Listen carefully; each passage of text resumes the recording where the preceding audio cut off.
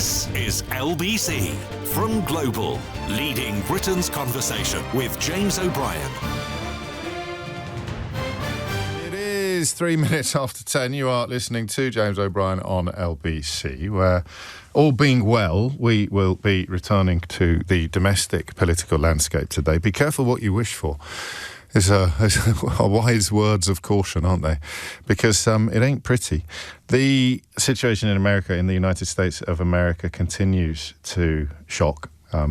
Some warmth, perhaps, to be garnered from the scale of the opposition, the scale of the protests to the cold-blooded murder of the ICU nurse Alex Pretty. But 3,000 officers and agents deployed. It looks like this Bonvino character may carry half a can for it. But remember, Trump doesn't do anything out of principle or conscience. He does everything out of self-interest. So if his calculus, if his personal political calculus at the moment is that they need to dial down the fascism, he'll dial it down, but briefly, and it will soon be dialed straight back up again. Don't, I think, waste any time now wondering whether those words are accurate or these descriptions are sound. You've had it proved too many times to quibble. Now, here's part of the problem that Labour has at the moment. That was a really good story in the news there. I don't even know if you noticed it, about leasehold, a ban on new leaseholds, a change to legislation. England and Wales are pretty much the only countries in the world where you can somehow own and not own your property. But I don't know whether or not it is going to...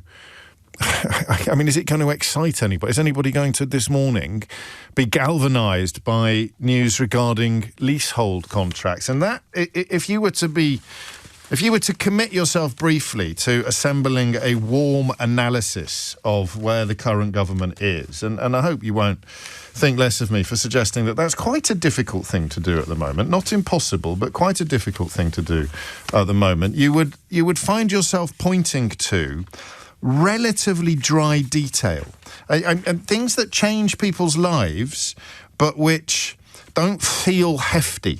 So you heard the Home Secretary earlier today unveiling policing reforms. That sounds very big, but the more you dig into the detail, the harder it is to keep grasp of what is actually destined to happen. A lot of what they're doing almost goes in the opposite direction. It's actually in the detail that you find the benefits, that you find the goods and the positives, but they don't lend themselves to massive headlines. They don't lend themselves to big tent announcements. We're tackling the problems with leaseholds.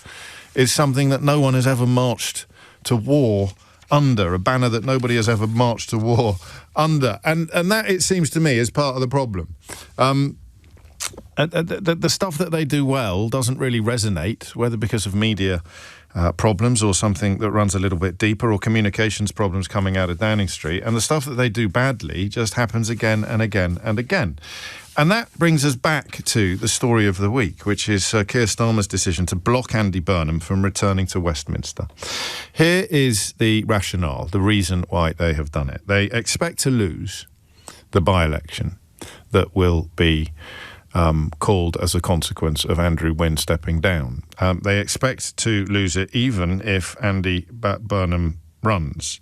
And they would rather lose a by-election than lose the mayoralty. So if Andy Burnham pulls out of the mayoralty, resigns from that job 2 years after accepting it, runs for Parliament and loses, because the threat posed by the Greens and by Reform is high, very real possibility that Labour could be pushed into third place in Gorton, and I don't know how much magic Andy Burnham brings to a by-election. I really don't, actually, and we may need calls from Manchester on that to fill us in on whether or not he carries a cachet akin to the one that Boris Johnson carried in London for many years, and that Sadiq Khan carries today. Traditional Labour territory, though, both cities. So perhaps Johnson being more of an anomaly than Sadiq Khan. You've got around 50 Labour MPs signing a letter objecting to the decision. But I want to know what you think. In a way, I want to know whether you would sign it. The mood among the party grassroots is being described as febrile in the wake of the decision, which means that our job is to look at why it was done.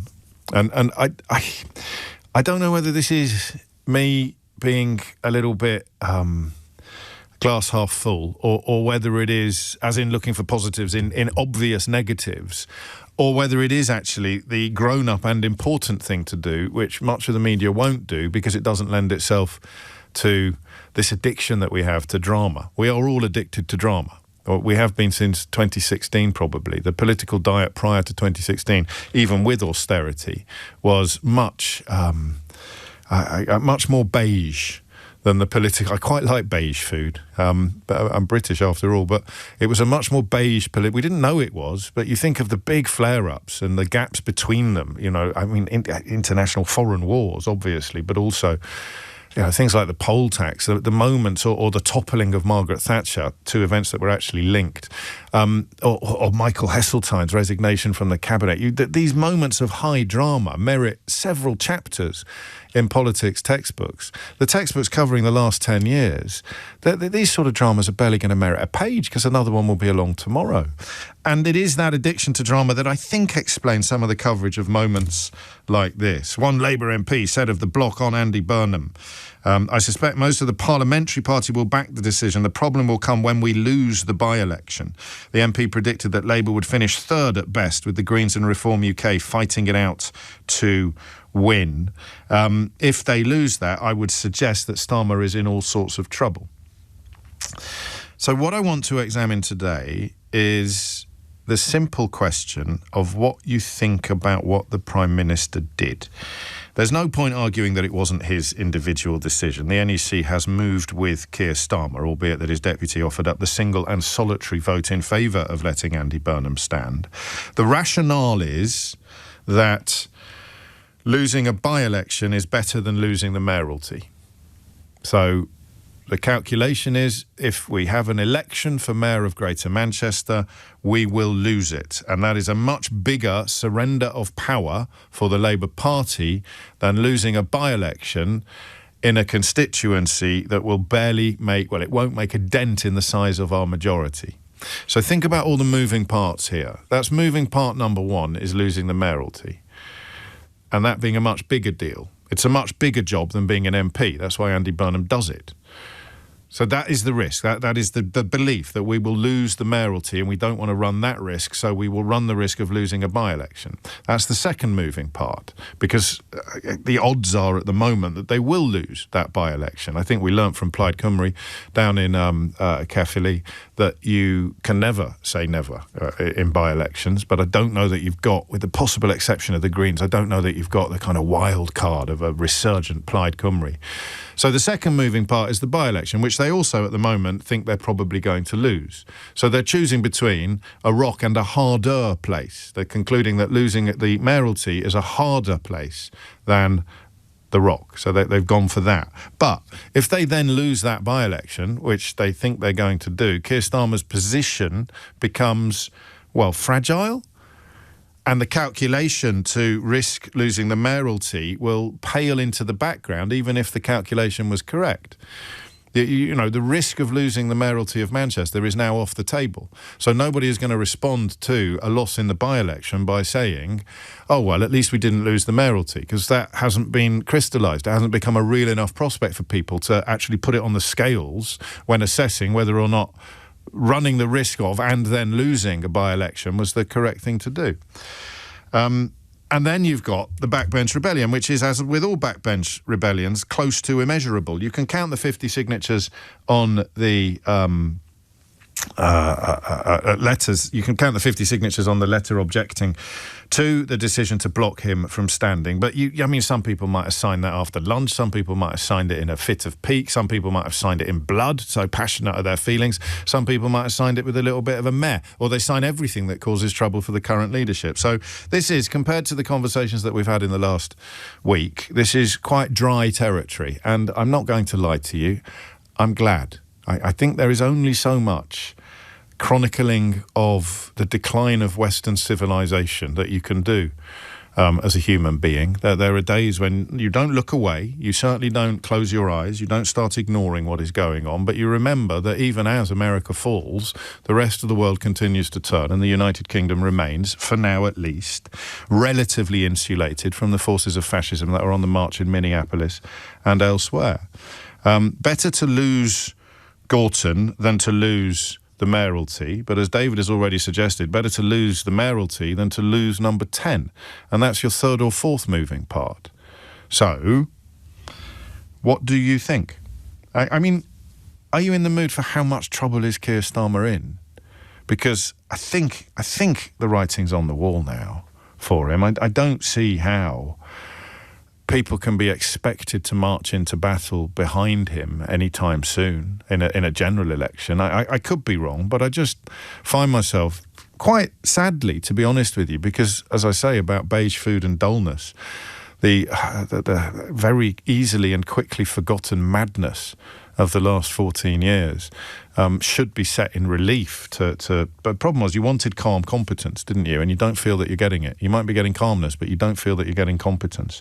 So has Keir Starmer done the least bad thing in the circumstances? This was the phone-in that we were going to have at 12 o'clock yesterday until someone moved from the right to the far right. I forget their name. More on that later in the programme. And that is the conversation that I want to have with you, because I don't know. I mean, I don't know how you see this. I know how I see it, and I genuinely see it as he's probably done the right thing, but it's still awful. And those are the moments where you feel support for any politician or even any football manager seeping away. You recognise the difficulty of the situation that they find themselves in. You acknowledge that a lot of those difficulties are self-inflicted. An awful lot of the problems that the government currently faces are self-inflicted, most obviously in the context of policy reversals. 1 or 2 makes them look good and look like they're listening. 8 or 9 makes them look a little bit daft and increasingly ridiculous. The reason why he can't be a mayor and an MP, as Boris Johnson was for a while, is because he's also the PCC. The Mayor of London is currently not the Police and Crime Commissioner, but the Mayor of Manchester is, so he can't hold both jobs. Do you know, I asked Jim Waterson that yesterday from London Centric when he was in to talk to us about that amazing story involving TikTok, because I knew he'd know. He's that kind of character. I didn't know, but now you do. And it means that the notion of there being a good option was removed. There is no win here. Every single thing that Starmer could do from the moment that Andy Burnham announced that he wanted to run for Parliament again, every single thing that he could do was a bad option. Is there a word for that? Is it Hobson's choice? You know, there are 3 or 4 paths he can go down, and every single one of them takes him to a place that is worse than the place he started out from. You know, he looks frightened by not letting Burnham stand, but he keeps a Labour mayor in power in Manchester by not letting Burnham stand. He looks vulnerable if he lets Burnham stand, but he runs the risk of Burnham not winning the by-election, which is the worst of all possible worlds. This is the one line of defence I'd offer up for him, although I am, as you can probably tell, edging ever, ever closer to deciding that it's time for Starmer to be replaced. The one thing I would say is a fairly big obstacle to going for him on this occasion is that he's probably done the thing that a utilitarian would advise. Do I need to explain what utilitarianism is? To myself, not to you. I know you know. Just remind myself what utilitarianism is. It's almost as if you turn everything into a calculation and you leave emotion at the door. And what you do is essentially, it's where that phrase "for the greater good" comes from. Most 19th century philosophy was dedicated, or at least continental philosophy, was dedicated to trying to replace religion, to find a moral code that could replace a kind of slavish devotion to ancient texts and religion. So, you know, you've got Kant's golden rule, which kind of boils down to do unto others as you would have done unto yourself. But utilitarianism, Jeremy Bentham and John Stuart Mill finessed, was the idea that you just calculate, you almost have units called utiles, and you add up how many pluses would be created by doing something and how many negatives, and then you remove the negatives from the pluses, and what you're left with, however negative, is the best available option. And that's why I think that blocking Andy Burnham for a utilitarian was the right thing to do. But of course, that's only one school of philosophy. It might be for the greater good, but A, you might not see it that way or feel it that way, and B, that might be true today. Will it be true by the end of February when they've lost a by-election in traditional Labour heartlands? So there it is, 0345 6060973. Keir Starmer has blocked Andy Burnham. I don't want to have a phone in about whether Andy Burnham would be a better leader than Keir Starmer. We may have to have that phone in at some point, but it's off the table now, which is another moving part. That particular threat to his leadership has been removed. Because if you want threats to his leadership, you're not going to see that as a positive, which is where the problems with utilitarianism come in. But if you're Keir Starmer, calculating Keir Starmer's utility, then this was probably the right thing to do. Until you drive a coach and horses through my carefully constructed and surprisingly philosophical analysis. That's what I meant by being a little bit relieved that we're not talking about nurses being murdered on the streets of our cities by law enforcement officers in cold blood. Sometimes you've got to remember how lucky you are. 0345 6060973 is the number you need to talk to me about British politics and whether or not Keir Starmer has done the right thing in blocking Andy Burnham and what the ripple effect or the ramifications of this decision will be in your view. It's 10:19. James O'Brien on LBC. It is 22 minutes after 10 and you are listening to James O'Brien on LBC, where we turn our attention with a surprising sense of relief to domestic politics and the challenges highlighted, revealed and not necessarily met by Keir Starmer's decision to block Andy Burnham from standing for Parliament in a by-election set to unfold next month. Let's dive straight into the calls, shall we? Martin is in Newark. Martin, what would you like to say? I'd like to say that I think Keir Starmer did the right thing, pretty plainly. I think one of the weird things that people aren't talking about right now is one of the great Labour MPs of our time that didn't get elected at the last election is Jonathan Ashworth. Yeah. He's from Greater Manchester. If you could get Jonathan Ashworth campaigning with Andy Burnham for this seat... Has anyone spoken to him? Has he broken cover at all? No, he hasn't spoken yet at all. And I imagine that's part of the point, is they need to get Andy Burnham to be quiet. Yes. And Andy Burnham, with all due respect...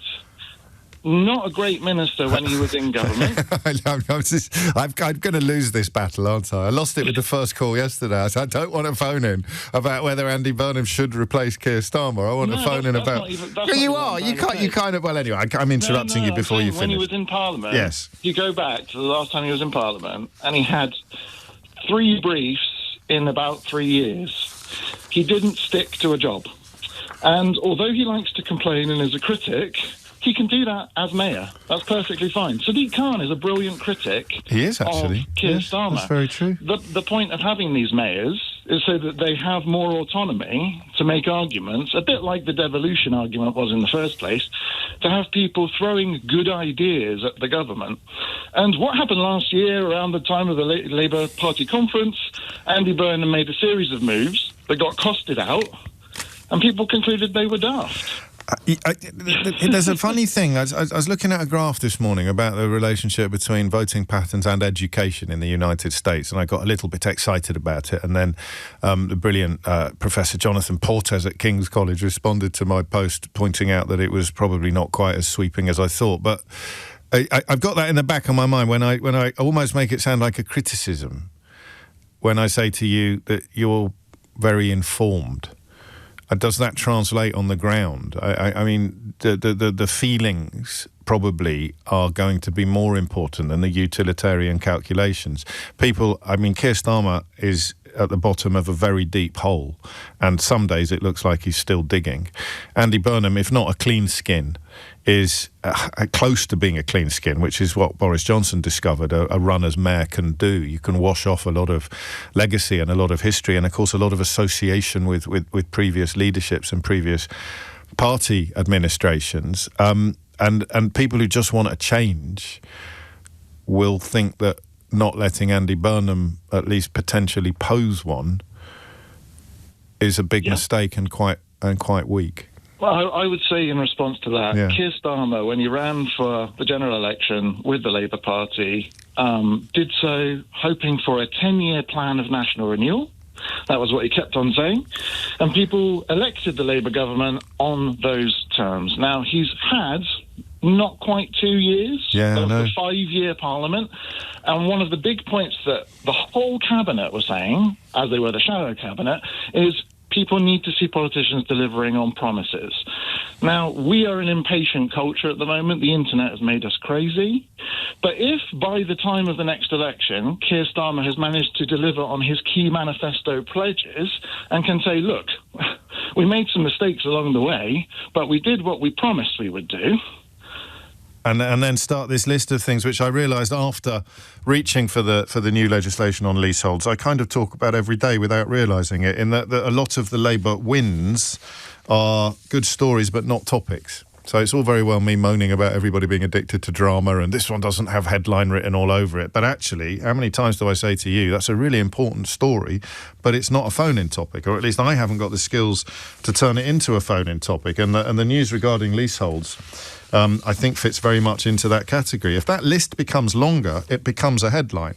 And in fact, to tally with what Martin has said, a couple of messages speaking to this theme. I actually am, writes Beatrice, starting to think that Starmer is getting on top of the job of Prime Minister and now is not the time to get rid of him. I think he's doing a really good job of steering the UK through international choppy waters and is doing it so well with Jonathan Powell that we don't recognise how stormy it is and how good a skipper Starmer is being internationally. Another message, which I've managed to lose, suggested that he may have been distracted by the illness and loss of his brother in the first year of his premiership. I'm always a little bit wary of digging too deep on the on the sort of psychological analysis, but the sense that the scale of the mess. This is the thing about the reform defections. Has ever a word missed a vowel as desperately as the word defection misses a vowel in the context of reform, people joining reform? But this is where they're so baffling, or at least so dispiriting. The policies, the politics and the people responsible for the mess that Keir Starmer found when he arrived in Downing Street are all now setting themselves up as having had nothing to do with creating the mess that they created and somehow being the people that should be trusted to fix it. It is truly breathtaking, but that is where we are. And that is one of the things that Beatrice suggests, I think, that we should be taking into account when critiquing Keir Starmer. Alan is in Wandsworth. No ordinary Alan, a former Labour campaigns director. What's going on here? And is it the right course, albeit no one's going to claim that it's a good course to be on? Good morning, James. Yes, he took the right decision. It's the only decision he could have taken, and it was the correct one in the circumstances. Why? There's no guarantee that Andy Burnham would have won the by-election. That would have led to the mayoral election. There's no guarantee Labour would have won that election. But even more important than that is taking the voters for granted. These voters elected Andy Burnham for a term of office that runs out in 2028. It's also rumoured that were Andy to become the mayoral candidate and create a vacancy in Manchester, one of the MPs in the area would become the candidate in Manchester, thus creating another parliamentary by-election. And so it goes on. And these are politicians that are using voters as pawns. They're taking them for granted in their own personal You're talking ambitions. about Andy Burnham now. Well, yes, he hasn't thought this through properly. He's thinking about his own ambition. He's not thinking about the voters. And all too often, politicians do forget the voters when it comes to their own ambitions. I kind of get it, because it's a big old greasy pole, and they come into politics with an ambition and think they can do well, and they have egos, and I get it. But the bottom line is it's the voters who put them there. But the Tories did it time after time. With their leadership elections. You've got a point. Do we know how deeply voters feel this? Because I do think the one bit missing from a lot of the Westminster-based analysis is the Mancunian voters being told, yeah, all right, you might have voted for him to be your mayor 2 years ago, but, little pat on the head. The grown-ups are in the room now, and we're changing that. And that's quite contemptuous. Yes, I think it is. I think it's using them as pawns. It's forgetting the power of the voters, and the voters are clever things, you know. They're clever beings. Well, they will work it out, and they will decide what they want to do, and they will get their own back if they ever want to. And then a quick word, if you would, on Alan, on the relatively wet ammunition, and by that I just mean sort of damp ammunition given to the right wing media, most of whom have moved on from this story, but the Daily Mail's front page. Burnham rebellion growing. That is something that Starmer and his team factor in as an affordable cost. Yes, they have to. I wish that those that are in the Labour Party who want to get rid of Starmer listen to your introduction today and take the utilitarian approach to it, because now isn't the time to get rid of Starmer. If they do want to do it, if they're going to be clever, they'd do it 6, 8, 10, 12 months ahead of a general election, because that will give Labour the best chance of then going to the people and asking the people to endorse what the politicians have done behind the scenes. A fresh offer. Thank you for that, Alan. It is 10:31. You're listening to James O'Brien on LBC. I don't know. I'm getting a problem of observing these things partly through the lens of lobby correspondents who mostly work for newspapers and that are desperately and eternally dedicated to opposing anything that's not Tory or even further right than Tory. You kind of don't know about the scale of the problem. But 50 people signing a letter complaining about it is 50 people signing a letter complaining about it. It's not like 1922 committee letters of dissatisfaction. It's not up there with a sort of constant aura of threat that hung around Boris Johnson's final months or Liz Truss's entire premiership. So it's my job, isn't it, to cut through that and try and provide you with clearer analysis, but I can't. I can't without you. All I can tell you is that they seem quite desperate to get rid of Starmer. And if you think back to his predecessor, I never met a Tory.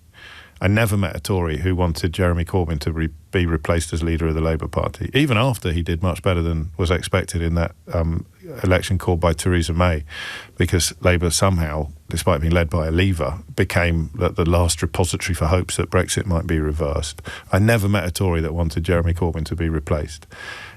So the fact that the Tories really want Starmer to be replaced, the Tory press really want him to be replaced, might be significant, it might not, because whoever replaces him, they'll probably move on to character assassination of them as well. Corbyn's something of an exception in that rule. 10:32 is the time. Dominic Ellis has your headlines. James O'Brien on LBC. 36. Mark in Lim made this point before I just shared with you my analysis of how the right wing are currently reacting to Keir Starmer, so I give him the credit. I hadn't seen this, but it came in at 10:20, so I should have done. There is one alarm bell ringing for me, he writes. Or maybe I had read it and I hadn't actually clocked it. I just subconsciously absorbed by a process of intellectual osmosis the point being made. All the Tories reform are trying to get rid of Starmer, so Mr. and Mrs. Wrong from Wrongsville are suggesting that Starmer should resign or be replaced. Just think about that for a minute.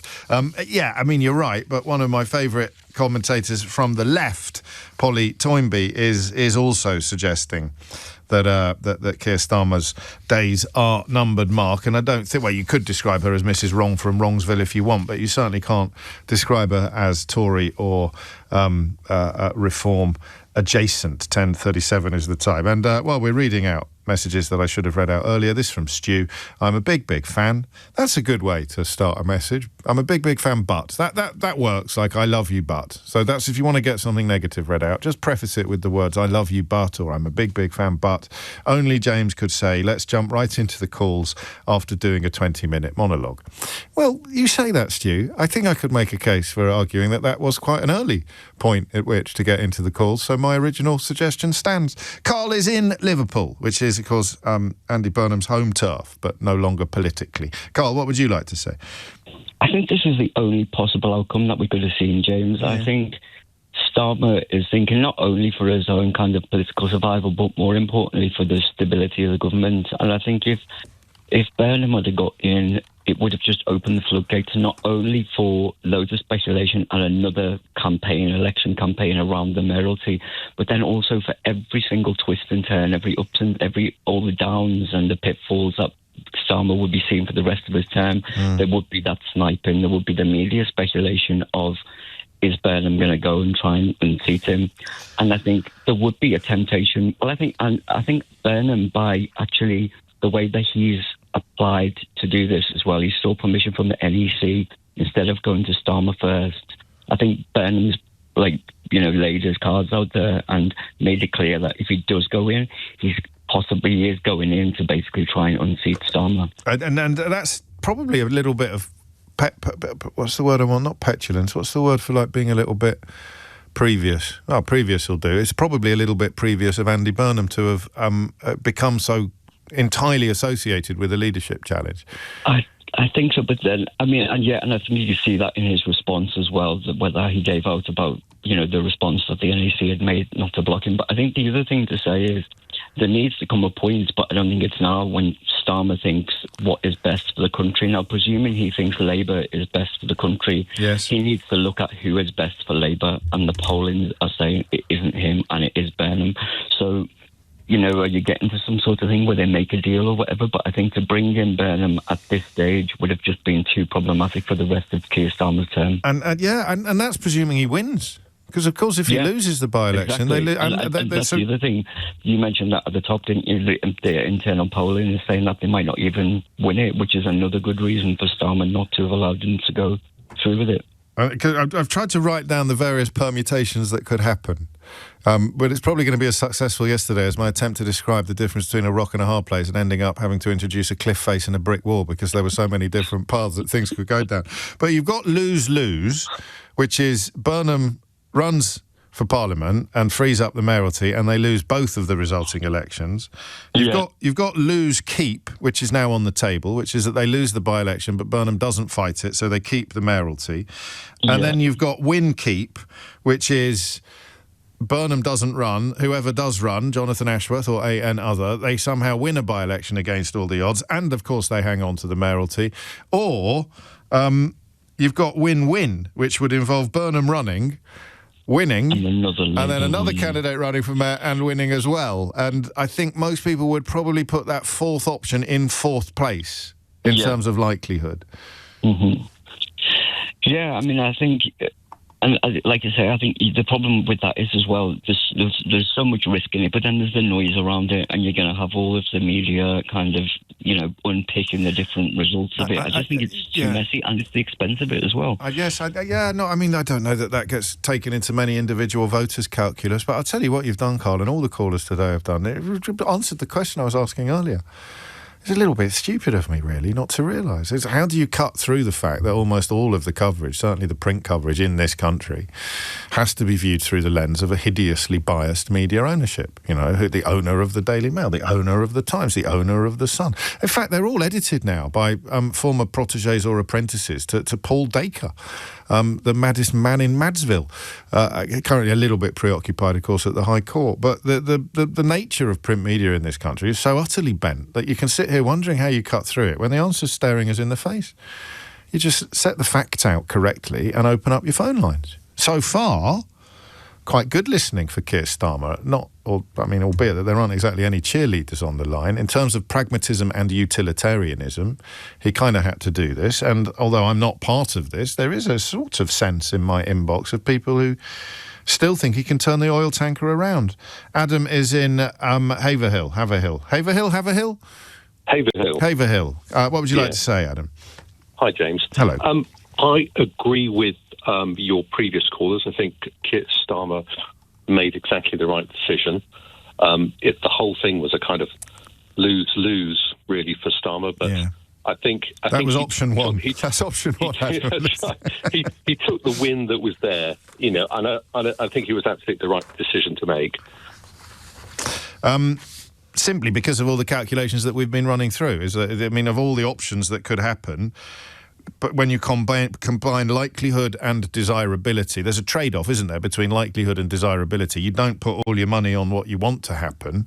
You split your bet according to what is likely to happen, and this way, the worst-case scenario is that they lose a by-election and hang on to the mayoralty, which closes down the worst-case scenario, which is they lose a by-election and lose the mayoralty.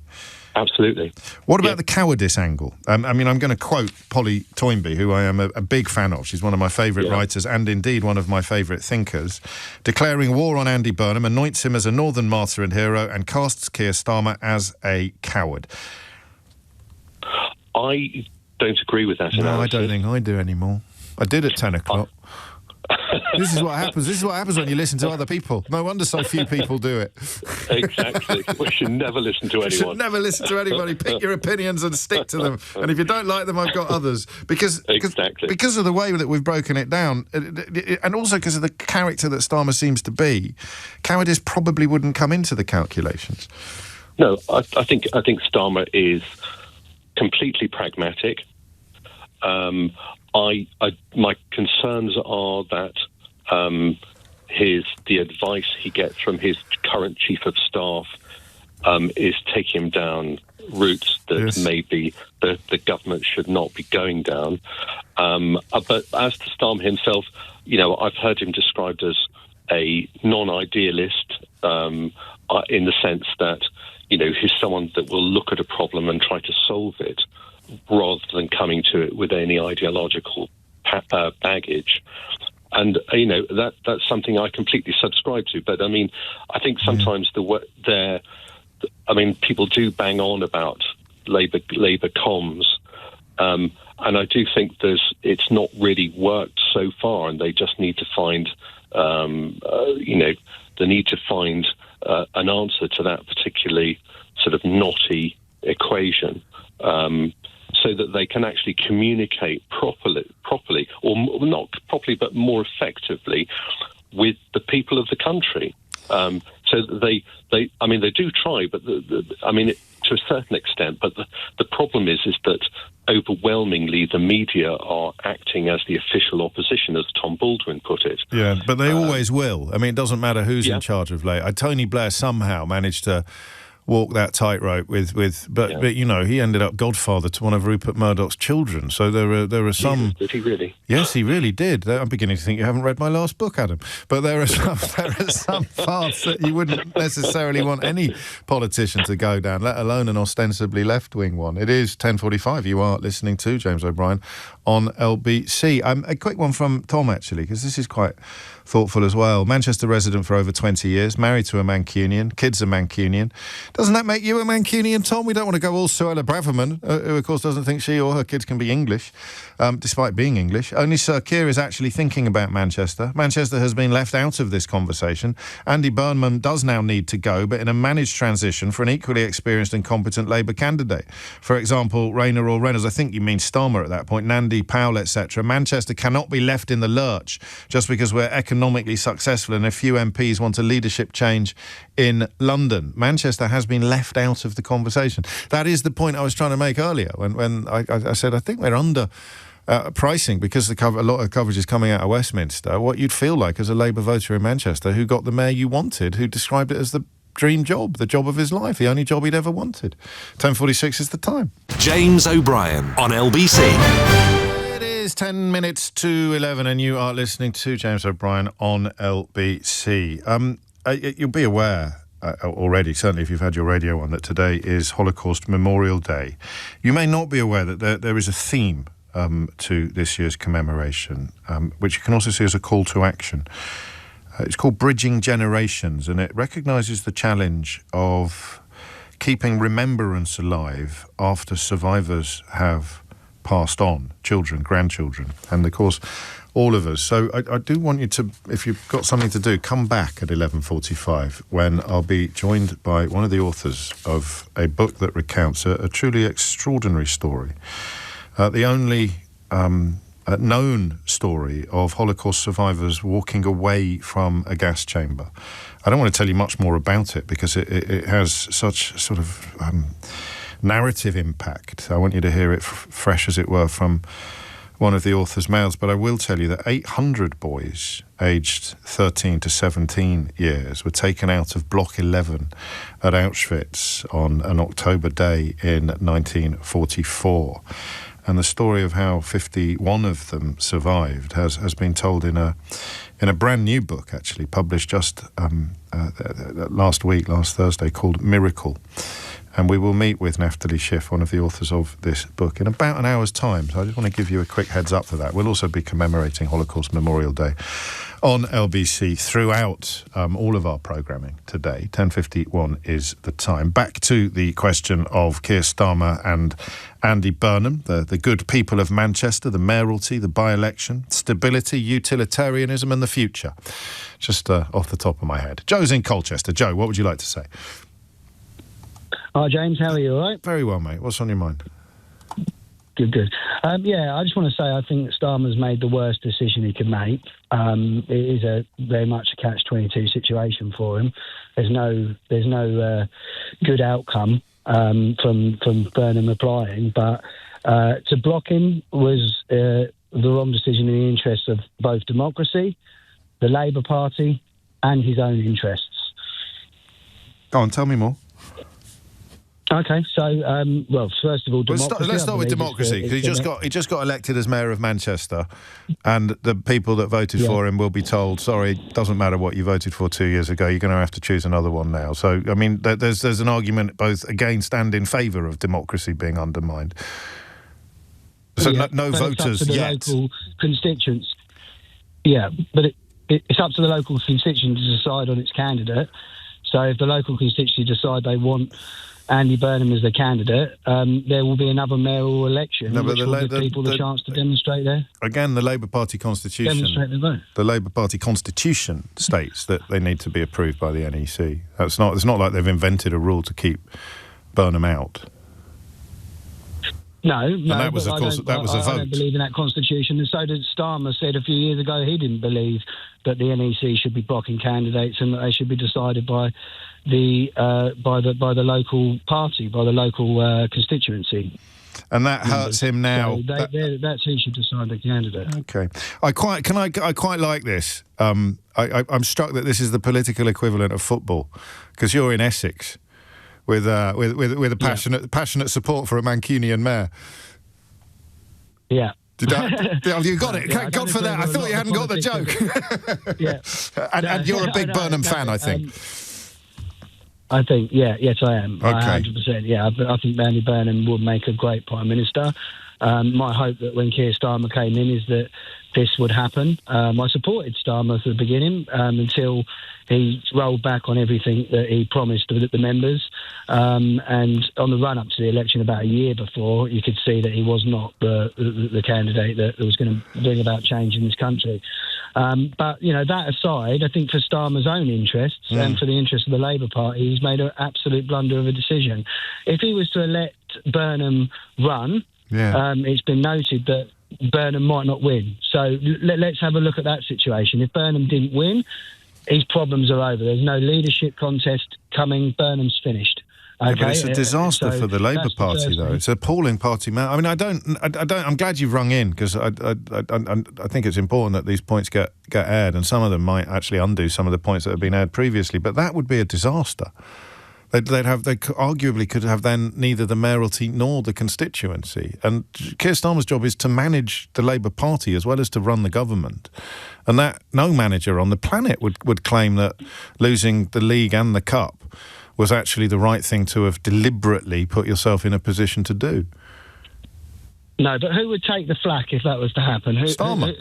Let's be realistic. Starmer would. I don't think he would. Come off it. He'd take it from the right-wing media, no, he'd take it from you, Joe. Let's be honest, and he'd take it from all of the media as well, and he'd probably take it from the Parliamentary Labour Party. Burnham stand. I think that Burnham would be the one that would come out. His leadership challenge would be over. Look, if they lost the mayoral and the thing, and he immediately accepted Burnham in without any hesitation, maybe there would be some spin on it, some spin on him, some bad press on him. But I think that Burnham would come out worse off if he was to lose that election. Everybody loses. The likelihood, from my opinion, is Burnham will win that hands down. If he doesn't run, they will lose it. Okay. That's a win for you. That's a win for you, because that's never going to be tested. So you can be, you can have that. No one can ever take that away from you. You can be certain that Burnham would have won. And you might be right, but you haven't persuaded me. We will agree to disagree on this. And the calculations I've undertaken, I was closer to where you are now at 10 o'clock this morning than I am now, but the calculations you've undertaken do two things. I think they over-egg Burnham's electoral appeal, both in the constituency and in the broader country, and they undervalue some of the things that Starmer and his team have said. Most obviously this, resources, whether that's money or people, need to be focused on the elections that we must have, not elections that we don't have to have. And so, sorry, go on. This by-election, we must have this by-election. Yeah, but we don't need to have a mayoral election, the best mate. Candidate. But we know which is much bigger. Is going to be a challenge. Yeah, but we know the seat is going to be a challenge, and therefore we need the best candidate to run it. And let's be honest, the new mayoral candidate would be fully supported by Andy Burnham, would be somebody that would be designed to continue the project that Andy Burnham has started, and abandoned. I believe would have a very, very strong chance of retaining that seat with Burnham's full support. Burnham would give his absolute full support to that candidate, and would basically, that candidate would be running on the basis that they would continue everything that Burnham's already, the great work that Burnham's been doing in Manchester. You're right. All of the counterfactuals are on your side, because someone else can ring in and say, "Don't be ridiculous. There's not a hope in hell," and you could say, "I'm confident that I'm right," and no one can ever prove it otherwise. But in terms of working out what is likely to happen, or what is possible, as opposed to what you wish for or what you think is probable, shutting down lose-lose for most people seems like a bigger priority than rolling the dice on the possibility of win-win. And what you've got instead is worst-case scenario, lose-keep, best-case scenario, win-keep. Under your analysis, you've got worst-case scenario, lose-lose. And that's off the table entirely. So that's the pragmatic course to take. If you remove the personalities from it, and don't allow yourself to be swayed by the question of whether you want Keir Starmer to be replaced, I don't see how you can overcome that utilitarian argument. You've taken lose-lose off the table. You've left win-win on it, but you've increased the likelihood of lose-win, or at least lose-keep. 10:59 is the time. Should I squeeze in Alan in Sheffield, or shall we hit the news on time for once? Alan, I'll give you 1 minute. What would you like to say? Yeah, I mean, the reality is it was a very difficult decision, and I'm not sure he could have won whatever he did. Well, there's no good outcome. It's all bad. No, it's gradations of badness.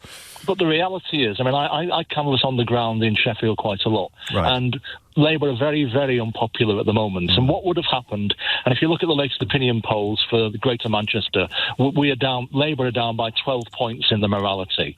So what you'd have done, you've had an unnecessary election, you would have lost the by-election to Reform, you would have lost the mayoralty to Reform, you then in May lose places like Birmingham, you lose places like Barnsley, and you're in for a disaster. And Starmer and the people down in London know that. And, it's a situation where they can do very little about, because there is an irrational hatred of Starmer on the doorstep in 4 working class areas, which has been built up from a whole variety of sources. What are your favourite sources? What are your favourite sources? This Eleanor and I are fascinated by this. We talk about it quite a lot because it's visceral, this hatred. Visceral. And absolutely.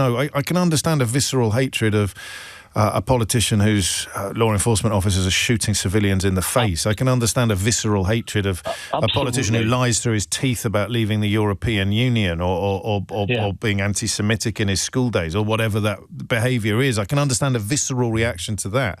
How do we account for a visceral reaction to what could be best described as a sort of excessive managerialism?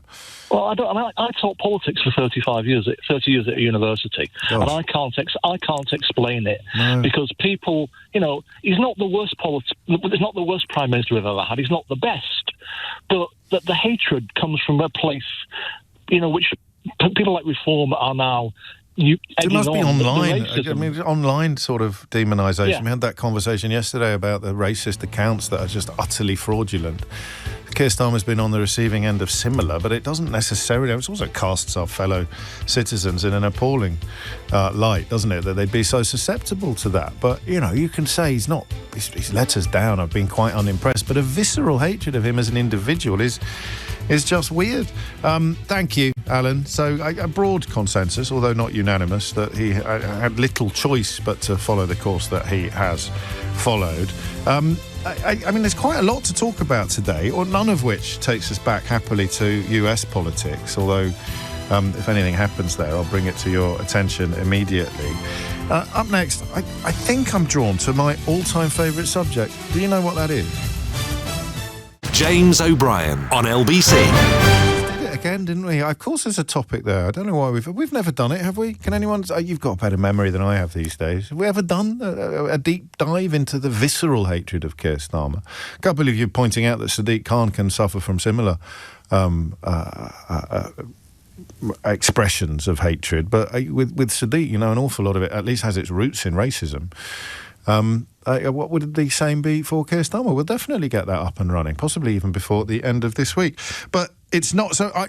Eleanor, who produces this programme, I nearly said allegedly, but that would sound like I was criticising her instead of criticising the programme. So I could say Eleanor, who produces this alleged programme, has a favourite subject. She's fascinated by diet, obesity in general, particularly among children. And one of my all-time favourite subjects is not poetry about potholes, as one self-appointed wit just suggested on WhatsApp, is class. I find class and the relationship that our country has with class abidingly fascinating. And I actually don't believe that we're ever going to have anything close to equality, never mind the sort of social mobility that we took for granted in my childhood, without addressing some of the great issues and problems that class creates. Even that story that is the definition of Labour's current problem, in that it's a great story and it's a great policy, but it's not, for want of a better word, sexy, about leaseholders and ground rents. Why does England and Wales have a system under which people can pay huge sums of money for the privilege of living in their own home?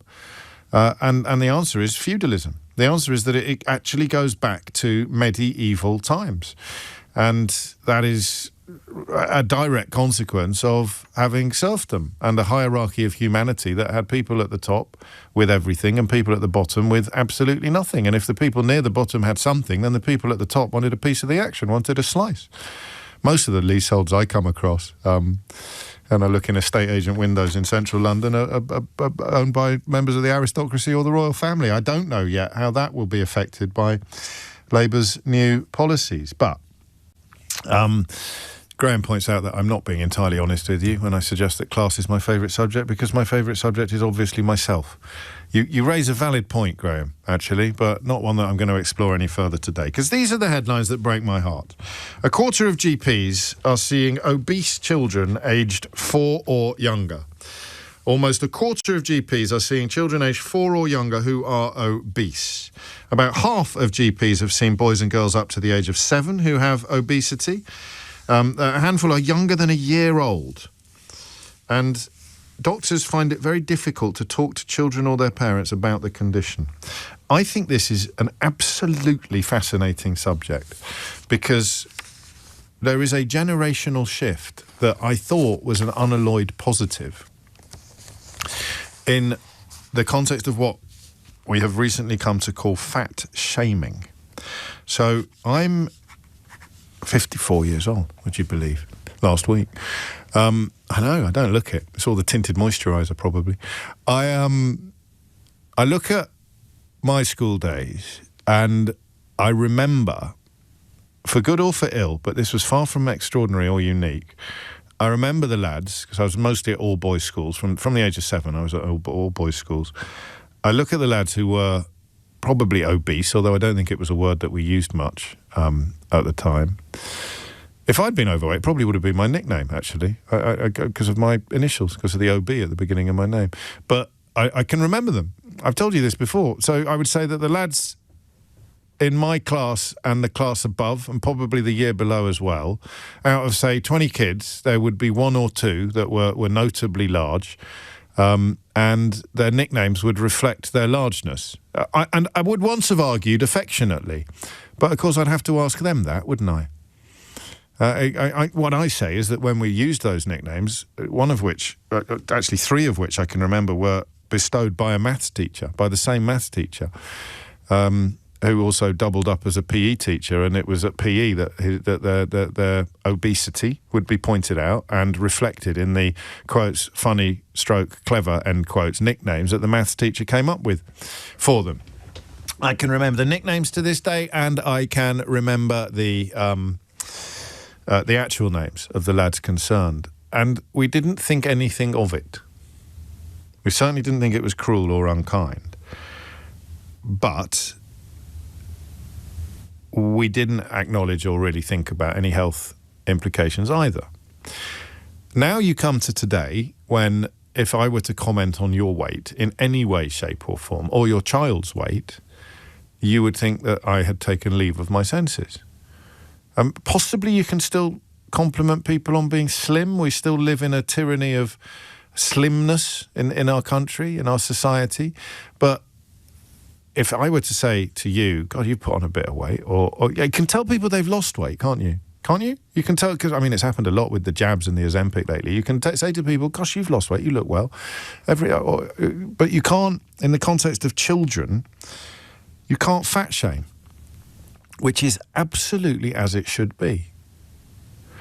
But obesity is a major health problem. And the idea of an obese baby, a child under the age of 1 being obese, should be setting off alarm bells in every single corner of the family, and indeed the doctor's surgery. I don't want, and I'm doing this a lot at the moment, and I'm not 100% sure I'm going to carry on doing it, telling you what I don't want you to do in the context of a phone-in, but I don't want to have a conversation about the unreliability of body mass index as a gauge for obesity, because everybody's already heard it before, and for the avoidance of that, we're talking about children who are obese, children who are sufficiently overweight to endanger their health, okay? I know that England prop forwards have body mass indexes that relate to obesity despite not having an ounce of fat on them, but that's not the point of this phone-in, so, spare us. You remember the characters in children's fiction. You remember the characters in Grange Hill who were notable for their size and singled out because of it, who were ridiculed in some senses or at least recognised as a consequence of their size.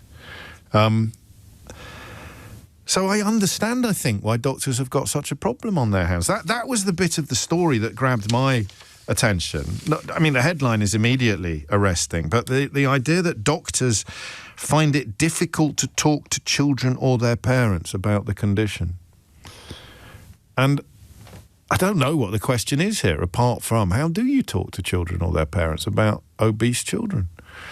I suspect that grandparents do more harm than good if they start weighing in and laying down the law or commenting upon the size of their grandchildren as a way of perhaps criticising their mother in some contexts. I don't know how you do it.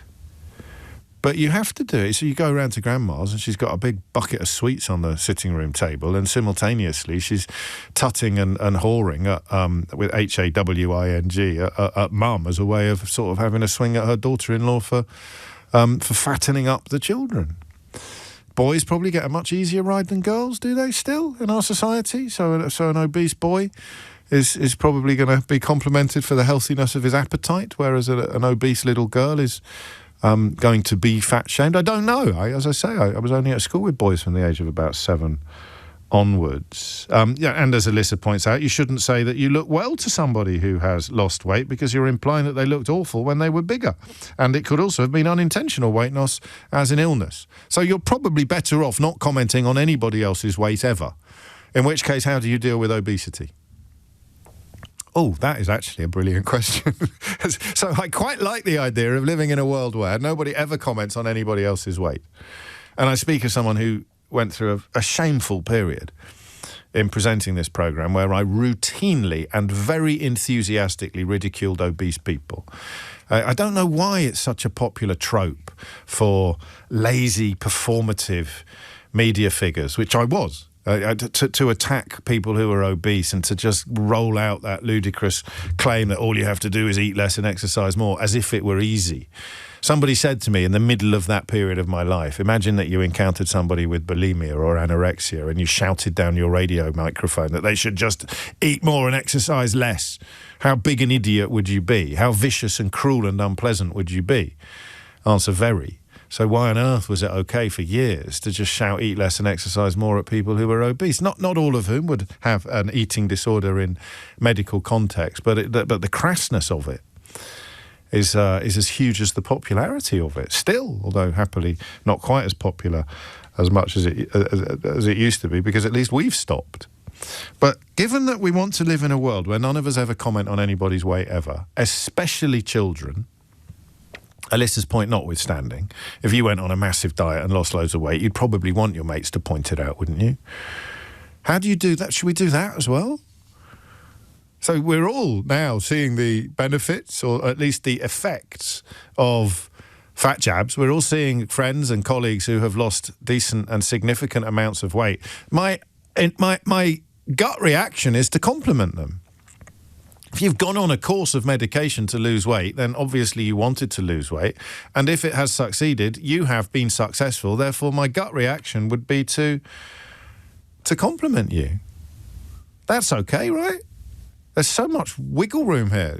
So you probably don't want to live in a world where we never comment on anybody else's weight ever. Because then you wouldn't get complimented when especially if you've actually dieted and you've tried really hard and you've changed your mental wiring and succeeded in all sorts of areas where you didn't previously think you would succeed. You'd quite like a pat on the back, right? I nearly said a biscuit then, which would have been unhelpful in the circumstances. You'd quite like a pat on the back. You'd quite like a well done. So we don't necessarily want to live in a world where nobody ever mentions anybody else's weight ever. But if we're talking about children, so how on earth do you do it? How do you address... question number one, why do we have still, given all the public health work that is being done, why do we still have such a heartbreaking problem with childhood obesity? 0345 6060 973. Question number two, how on earth do you do this? We understand so much more about eating disorders now, and the outwardly sometimes quite small triggers that can prompt huge responses. You have to be so careful in not feeding obsession or obsessive behaviour. You have a child with an obesity problem, and you recognise that it is a problem that we should be trying to solve, and we have absolutely no idea how to do so. And we can't feel bad about it because 4 out of 5 family doctors find it difficult to talk to children or their parents about the children's obesity. I suppose if there are any GPs listening, you can tell me why. Why is it so hard, given that it didn't used to be? Presumably for reasons that we would largely regard as positive. Question number two, or at least point number two, that 4 out of 5 family doctors find it difficult to talk to children or their parents about the condition. I would cautiously suggest that the 1 out of 5 GPs who've told researchers they find it easy to talk to children or their parents about obesity, some of them may be doing massive harm. You can imagine the kind of GP that I'm talking about, can't you? Just turn around and say, and you're too fat. And to a child who then carries that scar, I think, for an incredibly long time. If you were an obese child, have you got any idea what would help? Or what would have helped you? That maybe is one way. So GPs, front of the queue. People who were obese children, front of the queue. What would have helped you? And how on earth do you address this issue? Whether you're a doctor, a parent, a grandparent, a friend. I don't think a friend. I honestly talked about obesity a million times on this programme. Talked about diet, talked about health, talked about Mounjaro and Ozempic and all the rest of it. But I don't know that I've ever asked you how on earth you talk to an obese child about their weight and health. Or even the parents of an obese child. How does a parent talk to a child about obesity without making everything worse? How do you address the physical without damaging the mental? I'm going to cautiously suggest to you at 19 minutes after 11 that you can't. You can't. You cannot bring a child's attention to their own obesity without doing that child mental harm. And what do we, if that's right, what the hell do we do with that discovery? So I've said quite a lot of words all roughly about the same subject. I've asked you some questions, not like razor-sharp questions, not laser-focused questions, but you now know as much about this topic as I do, and you share my confusion about how we've ended up in this situation, and you also now, with me, wrestle with this question of whether or not it's actually true that you can never address a child's obesity with that child, or indeed with their parents. The 1 in 5 GPs who think it's easy are probably making everything worse. That's the question. How on earth do you do it? 0345 6060 973. And how do you undo it? How do you undo this obesity that is a problem? Because these kids will more than likely grow up to be obese and therefore become not living their best lives in many ways. That's a sad thing. I'll come at this from any angle you want. Phone lines are open. The number you need, as always, is 0345 6060 973. James O'Brien on LBC. 2 minutes after 11. I think we'll stop doing this job when we can't find anything new to say, or we don't feel that there are any new angles to conversations that we've had on a regular basis. And I've never confronted before or even contemplated the fact that doctors feel they can't talk to children or their parents about children's obesity. And that is, I mean, I don't want to say fascinating because I'm making light of the difficulties and the problems that this highlights, but it's something that we need to talk about. Rachel is in Worcester. Rachel, what would you like to say? Hi. Hello. So I'm just going to give you a quick overview of myself and then sort of explain to you about my son. So my mum was a bit of a hippie and she exclusively breastfed me. I was born in 1980 and she was told to diet me because I was a fat baby, even though I was exclusively breastfed. And my mum was absolutely horrified. How do you diet a baby that's exclusively breastfed? Do you and breastfeed them? I'm not being silly, but don't you just breastfeed them less? You could do, but then the baby would be really hungry and screaming. I know, I'm being an idiot. Carry on. So that happened. I was then a fat child, had to have clothes made, went to Weight Watchers at 10. I've been up and down with my weight all my life. I've always known what I am. Yeah. And then my doctor did tackle me over it and said, look, I think you need to go for a bypass because, you know, this is not a one-off. A gastric bypass. Yeah, a gastric bypass, which I had in April, and it has been life-changing, and it's been amazing. Good. But what I have discovered, because I was referred to the Tier 3 weight management, is that obesity isn't about just what you consume and what you exercise. It's actually much more complex. And if you go through the dietitians in the NHS, obesity is recognised as a chronic disease. Yes, I know. And the thing is that's why I drew the parallel with anorexia, actually, because it's so, no one would ever say to an anorexic person, why don't you just eat more and exercise less? Yeah, I know. And yet everyone shouts at people like you that you should just eat less and exercise more. Yeah, and do you know what? I've done that all my life. Of course you have.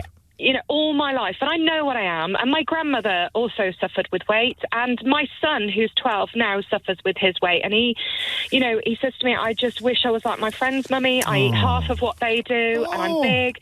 And I know he is, and he knows what to do. I'm well educated on food, particularly after going through the Tier 3 weight management service program. Yes. And, it isn't just about what you put in and what you do exercise-wise. There is so much more complexity to it.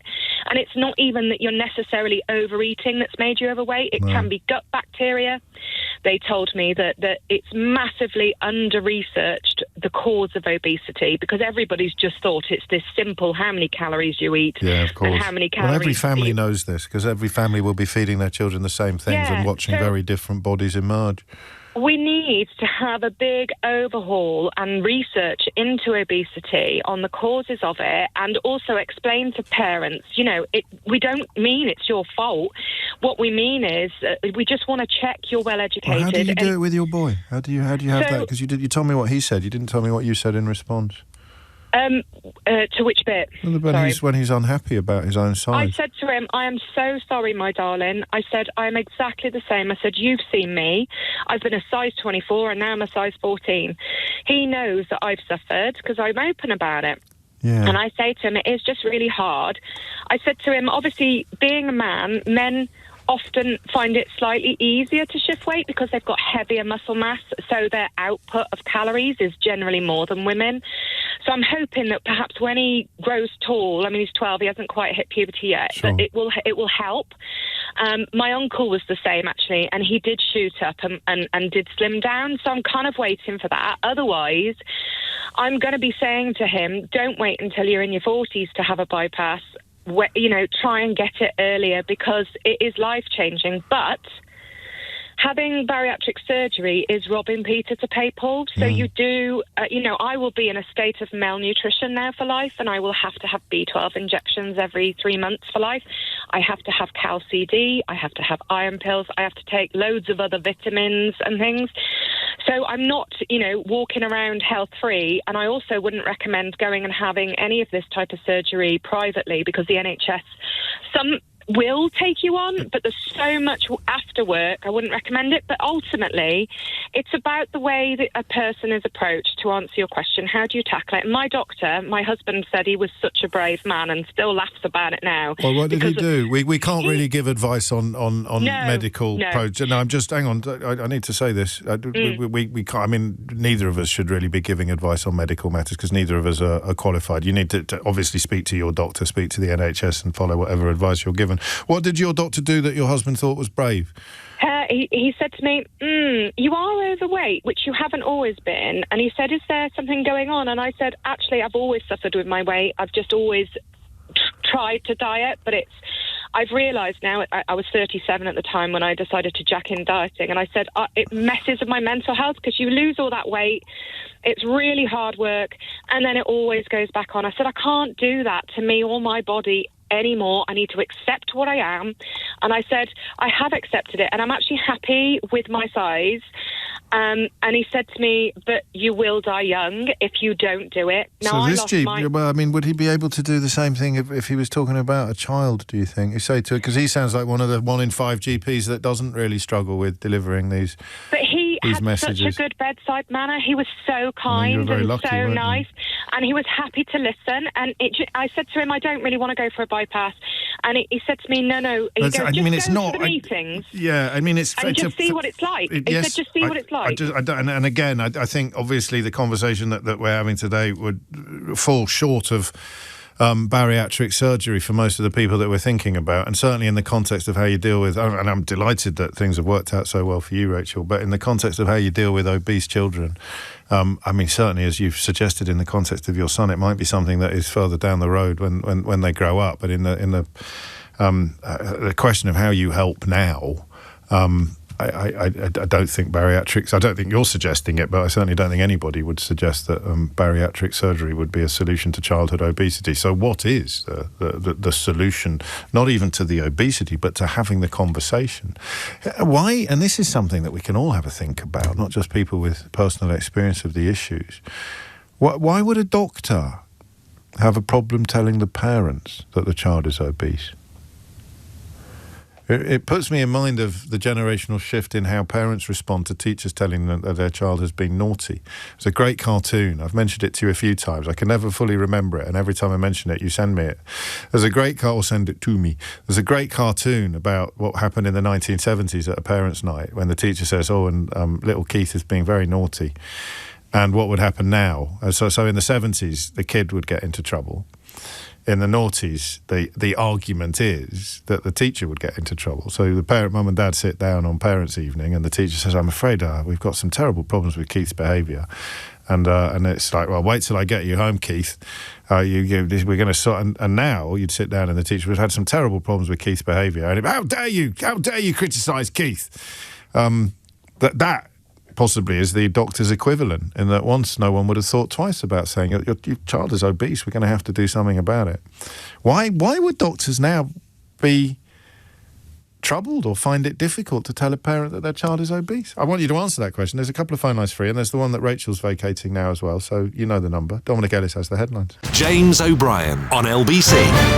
It's 26 minutes to 12, and you are listening to James O'Brien on LBC, where childhood obesity, you'd think, given the amount of time that's dedicated to discussing it, it would have been solved by now.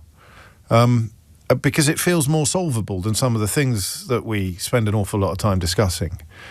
And yet here we are, looking at a country in which a dizzying number of doctors are encountering obese children, and in which 4 out of 5 GPs tell us that they don't know how to raise the subject, or they're not comfortable raising the subject with either the child, which is probably fair enough, or the parent. Here's a question for you. Hayley and Tracy up next, but here's a question we could get to. When you were small, but also obese, did anybody get it right? Did anybody actually draw attention to the need for you to lose weight in a way that, looking back, you think was helpful and healthy? Because I can't for the life of me imagine what it was. Because even if they do it via your parents are going to have to bite the bullet, aren't they? Your parents are going to have to institute the changes. So when you look back,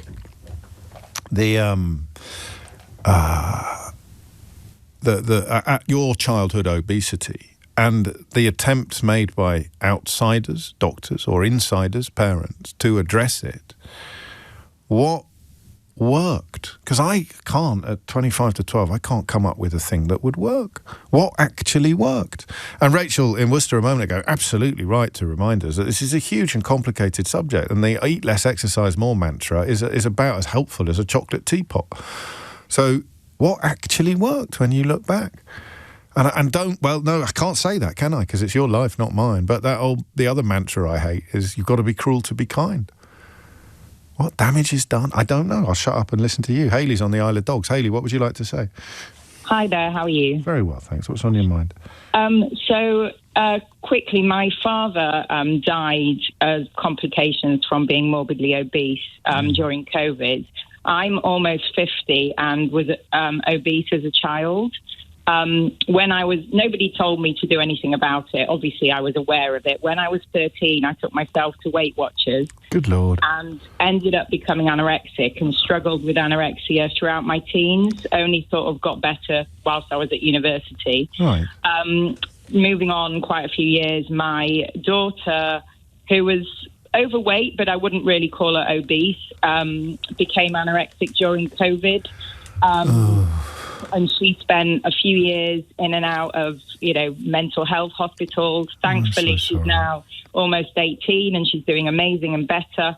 But one experience which I really vividly remember is going to the doctor with her when we knew she was anorexic, because I could see the patterns. Yes. And the doctor looked at her and said, "You just need to eat a bit more." I'm like, okay. So that was then. Oh boy. 2 years. So that's one of the doctors that doesn't think that they are uncomfortable talking to children about. That's the point I was trying to make about. So 4 out of 5 say they're uncomfortable, and I worry about the 1 in 5 who think they're comfortable, because they're probably saying things like that. Exactly. So, and also, what I would like to say is, you must never put a child on a diet. If anorexia is very complicated, and there's a genetic link, various other things, but it's very, very complicated. Obviously, the parents need to be educated in adjusting the diet. But if you put a child on a diet like me, it's very easy to get to a weight where it switches over to anorexia, which is a lot more harmful. So how do you do it then? How would you do it? I don't know. That's the answer is I don't know. But all I know is from my experience, it was bad, and it was only down to us as parents that got our daughter better, because I knew what the signs were in the history. And so we can make a long list of how not to do it, and whatever we're left with at the end might possibly point us towards to how to do it, because at the moment that's an empty piece of paper. Don't put them on a diet. Don't tell them to eat less. I mean, the opposite equivalent of what your daughter was told, and don't even draw attention to it. I can't imagine there are any overweight people in the world who don't know they're overweight. But at what age do you think you become conscious of it? Mine was probably in primary school. Right. I went to a very nice school, didn't really get teased, but it was being aware that children were wearing different clothes and I had to wear elasticated waists and things like that. That's when I became aware. But very quickly, I think I lost 3 stone in about 8 months. Wow. At the age of 13, and then, struggled with being very underweight for quite a number of years. Of course. And I mean, I suppose in some ways the battle is never over. I mean, you're always conscious of it, and it's only ever under control. It's never completely banished. Is that right?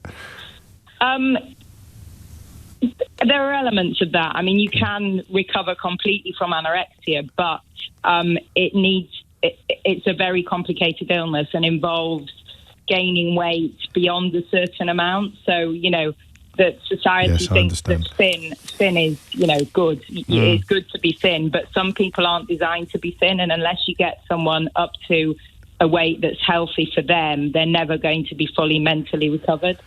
And I mean, I'm so grateful to you for everything you've said, but also for using those three such crucial words that you hardly ever hear in public discourse anymore. I don't know. I hear them quite a lot on this programme, probably, but that's probably a mark of weakness on my part. But I don't know. So what do you do? I don't know. And that's why... A, 4 out of 5 doctors are uncomfortable having this conversation with children or their parents. And B, I was actually more worried about the 1 in 5 who weren't uncomfortable addressing such sensitive issues, because the chances are they're going to be coming out with something as crass and unhelpful as what Hayley's daughter heard in the GP surgery, coming at it from, if you like, the opposite end of the problem, through being anorexic rather than having obesity issues as a consequence of other types of eating disorders or disorders. 11:40 is the time. How the hell would we do? How have we got to 2026 in a country where we talk about childhood obesity all the time without actually knowing how you talk about childhood obesity to the people who are affected? Don't put them on a diet. Do you weigh them? Do you encourage them to be healthier without mentioning weight? There's some interesting viral clips on TikTok, or whatever it is. What do I get on my Facebook? Is it Reels? So I'm not really on TikTok. Obviously, LBC is on TikTok, and I'm on TikTok, but I'm not on TikTok, if you see what I mean. One day, I'll tell you who I met, and the first thing that they said to me was, "Oh, I love your clips on TikTok." I'll tell you one day. Am I allowed to ever tell you who that was? I don't think I am. Actually, you will not believe me. If you come to the gig with Gary Lineker next month and you get me after the show and you want a special insight into the most unlikely person on the planet to say to somebody, "Oh, I love your clips on TikTok," then I shall tell you one-on-one. I'll do it for 2 people and 2 people only, given that you'll have already made a fairly hefty donation to Global's Make Some Noise. But how have we ended up in a place where we don't know how to have a conversation about something that we have a conversation about all the time? Tracy's in Radlett. Tracy, what would you like to say? Oh, hi there, James. Hello, Tracy. Yeah, so many things. Oh, my goodness. Right, so I do a workshop for parents to try and help them with this issue. And you're right, there are no easy answers, are there? I think there was one place in Amsterdam that actually managed to reduce obesity in children. And it was such a multifaceted thing that they did. They did so many different things, mostly education, very strict in schools, encouraged cultural cooking and all kinds of things like that. But going back to your doctors, I think part of the problem is they're not that knowledgeable about these kind of things. Yeah. They don't have the time. They don't want to upset the parents. And as you said, BMI is not a very good measure, and it is a very tricky subject to bring in. So what I suggest is you make your waist half your height. It's like an easy one to work out, because it's the fat around the tummy that is the problem. These are all the health risks. It's not actually your weight. And what your previous callers have pointed out is everyone's got a set point. So we're not all designed to be the same weight. And yet social media can already make children as young as 5, already worried about their weight. Well, they were never going to be what you're supposed to be. Is there a typical child who comes to your classes? Do you do them for children? What I do is I go into schools, because I actually think... So you're addressing everybody. You're addressing the whole class. They haven't just... Good Lord, I don't know quite know how I'd phrase this, but they haven't just filtered the children so that the ones with the issue come into... Because that would be as bad as... No, not at all. No? And I'm doing one on eating disorders as well. Right. Because, as you said, what's so tricky for parents is if they try and push the child in one direction, are they going to trigger an eating disorder? Exactly what your last caller was saying. So you do have to be incredibly sensitive, and I don't think doctors are actually geared for that. Well, clearly not, but maybe teachers. I mean, this is from Susan. Your talk around childhood obesity. My grandson's school had a weigh-in recently, and children were told in front of the class whether they were an acceptable weight or overweight or obese. Oh, that is just... That makes my blood boil.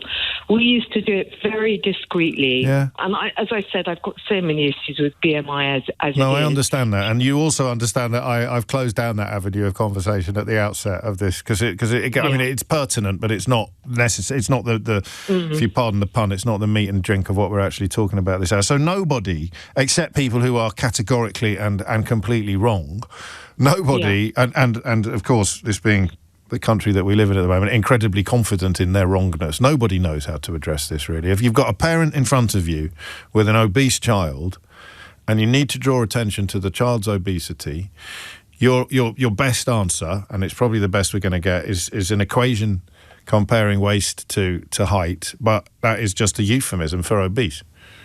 We have to understand that these ultra-processed foods, they bypass that feeling of fullness. So, and they are addictive.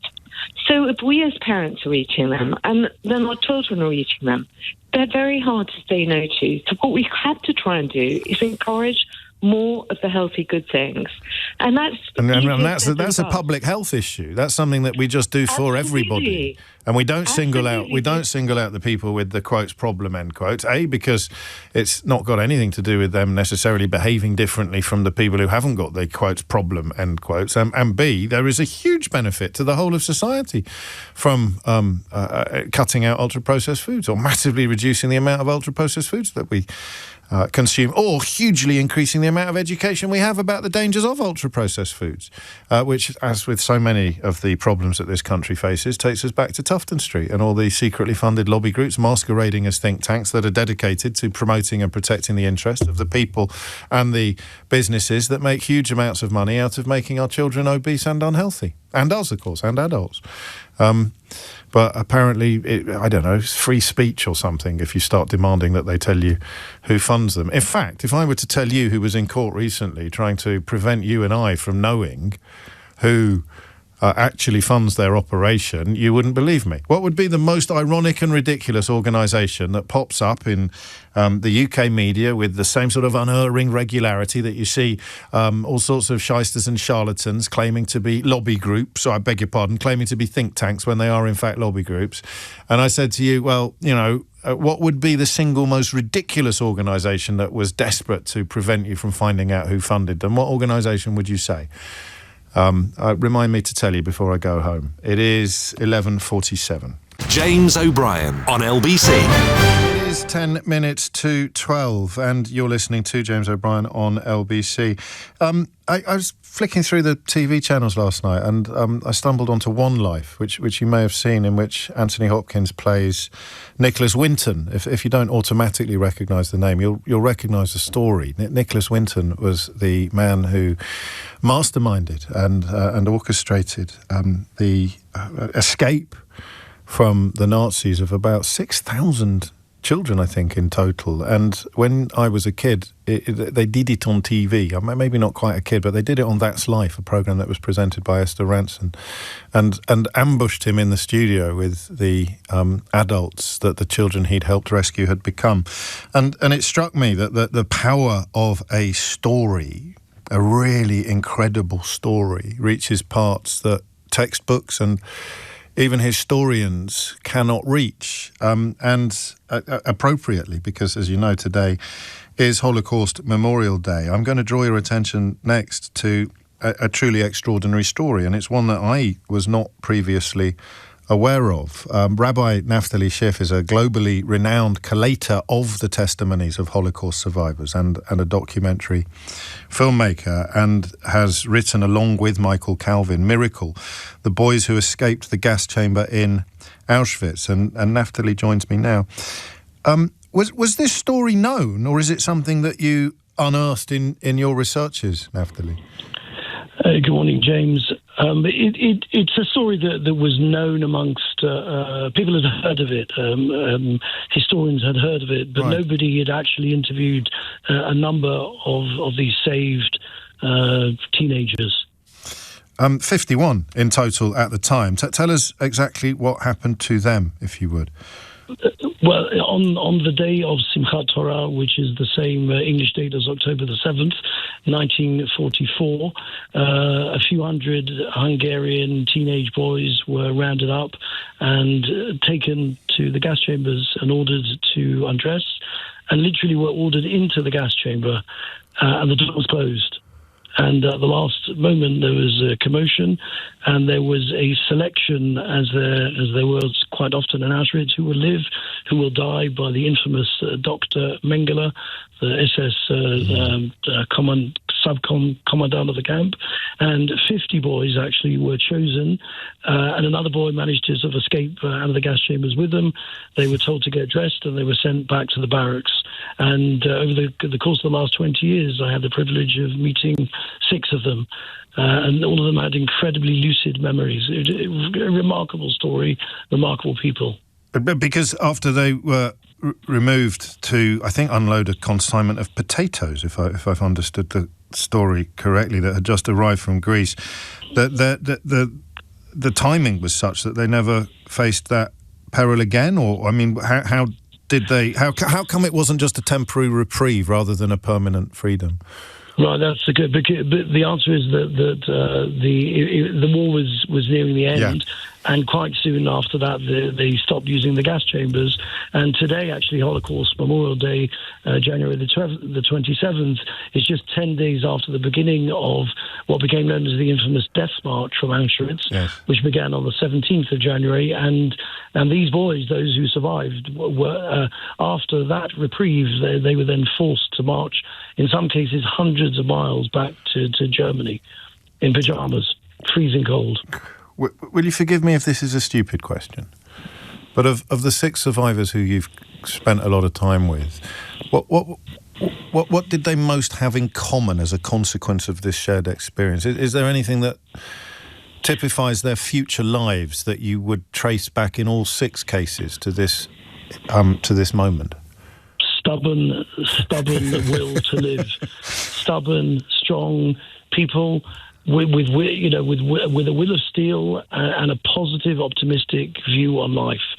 And I'll add, I've interviewed, apart from that, I've interviewed tens of people who were on this death march that took place the 10 days before January the 27th, and I've asked them, how did you keep going? And all of them remarkably gave the same answer: one step at a time, which I think is a very important message. It's not about winning, it's just about keep going. And I think this is one of the remarkable legacies of these survivors, something that our younger generation would do well to learn, that it's not about instant victory. It's about consistency and really believing and hoping and working to build a better world. And I would say the other thing that they all had in common is that's exactly what they did. They weren't people who lived lives of vengeance. They were people who literally lived lives of joy and building, rebuilding, helping, contributing to society in a remarkable way. I mean, that's wonderful to hear. And again, I'd sort of hesitate to ask this question, but I think that I should. Survivor's guilt is a well-established psychological phenomenon, isn't it? Were they young enough to be unaffected by it, or is it something that some of them have wrestled with in the later years?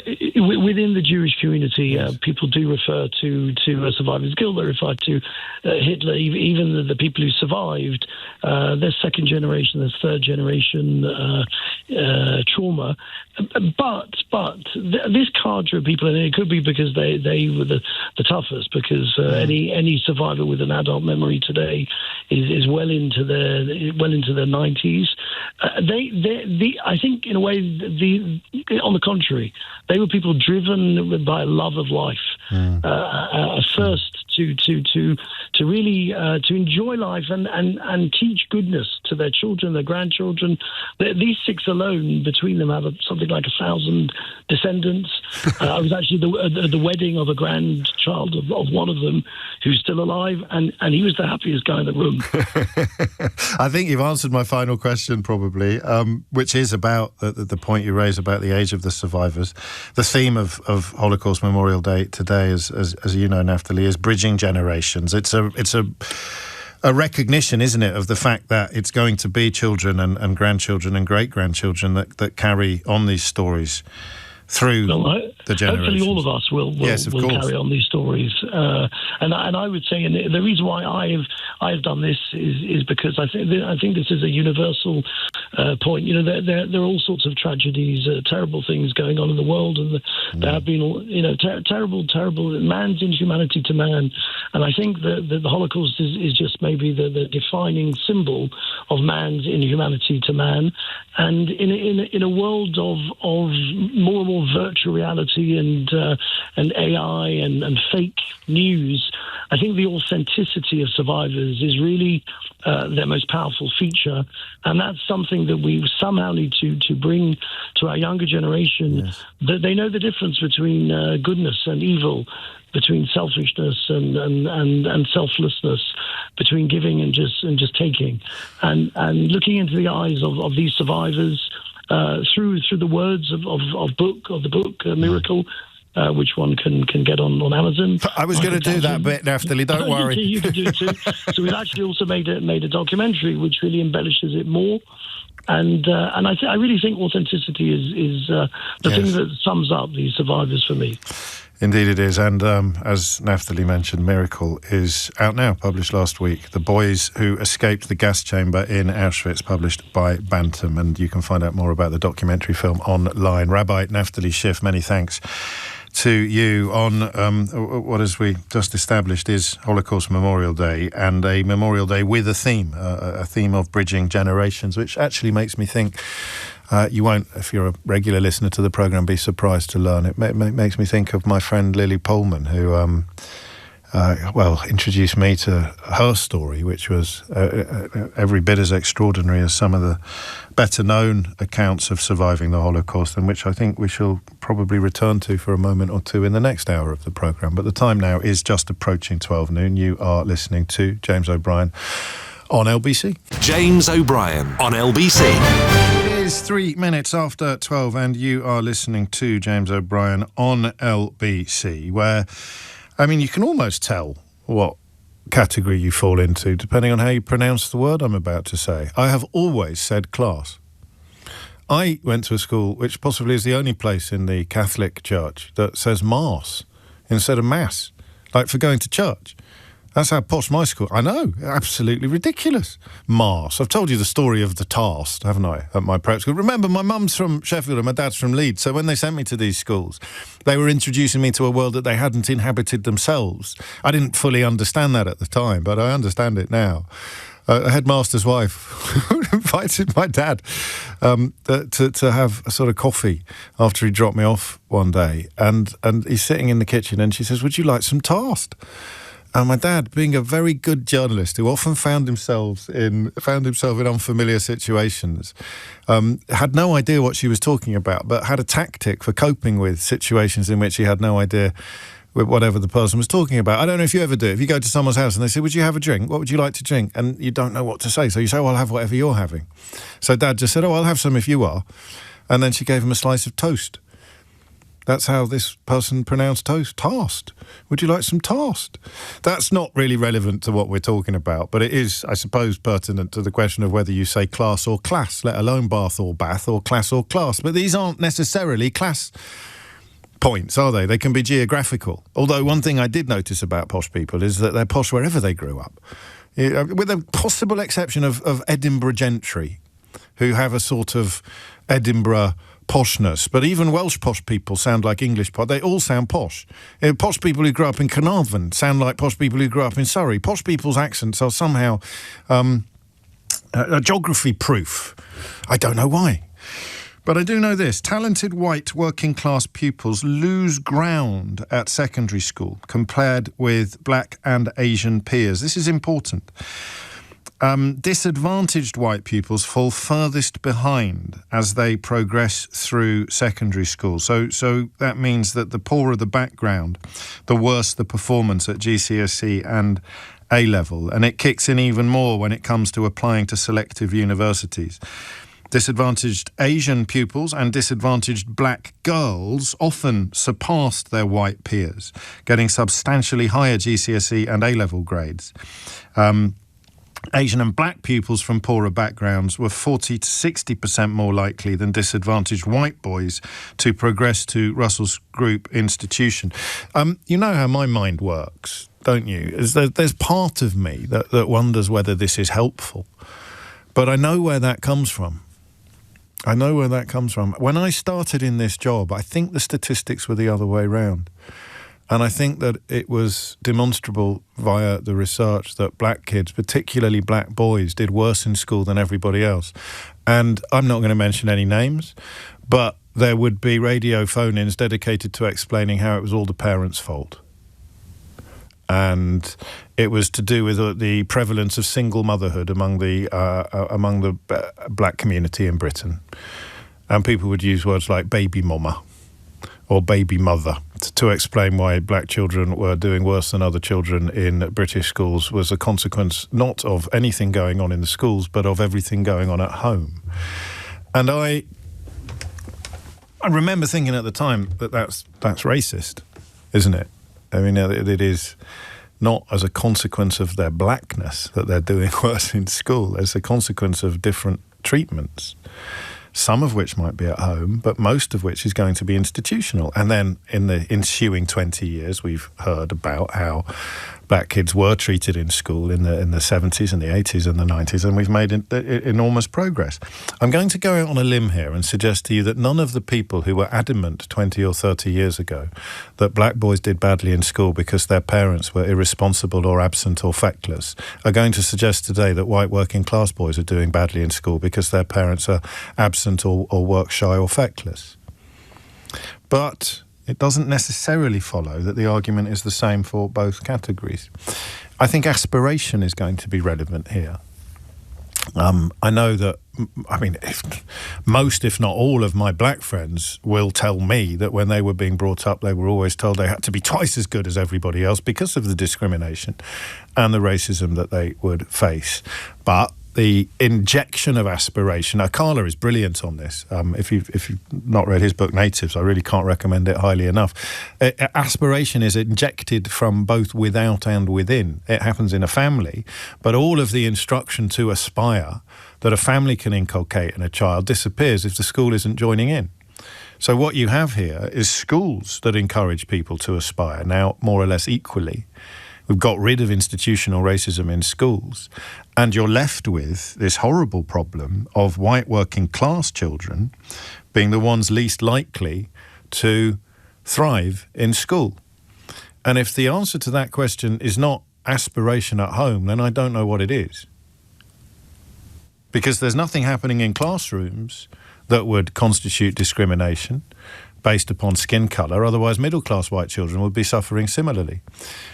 So what is the difference between the middle-class white family and the working-class white family when it comes to schooling? Answer, I think, the importance placed on education.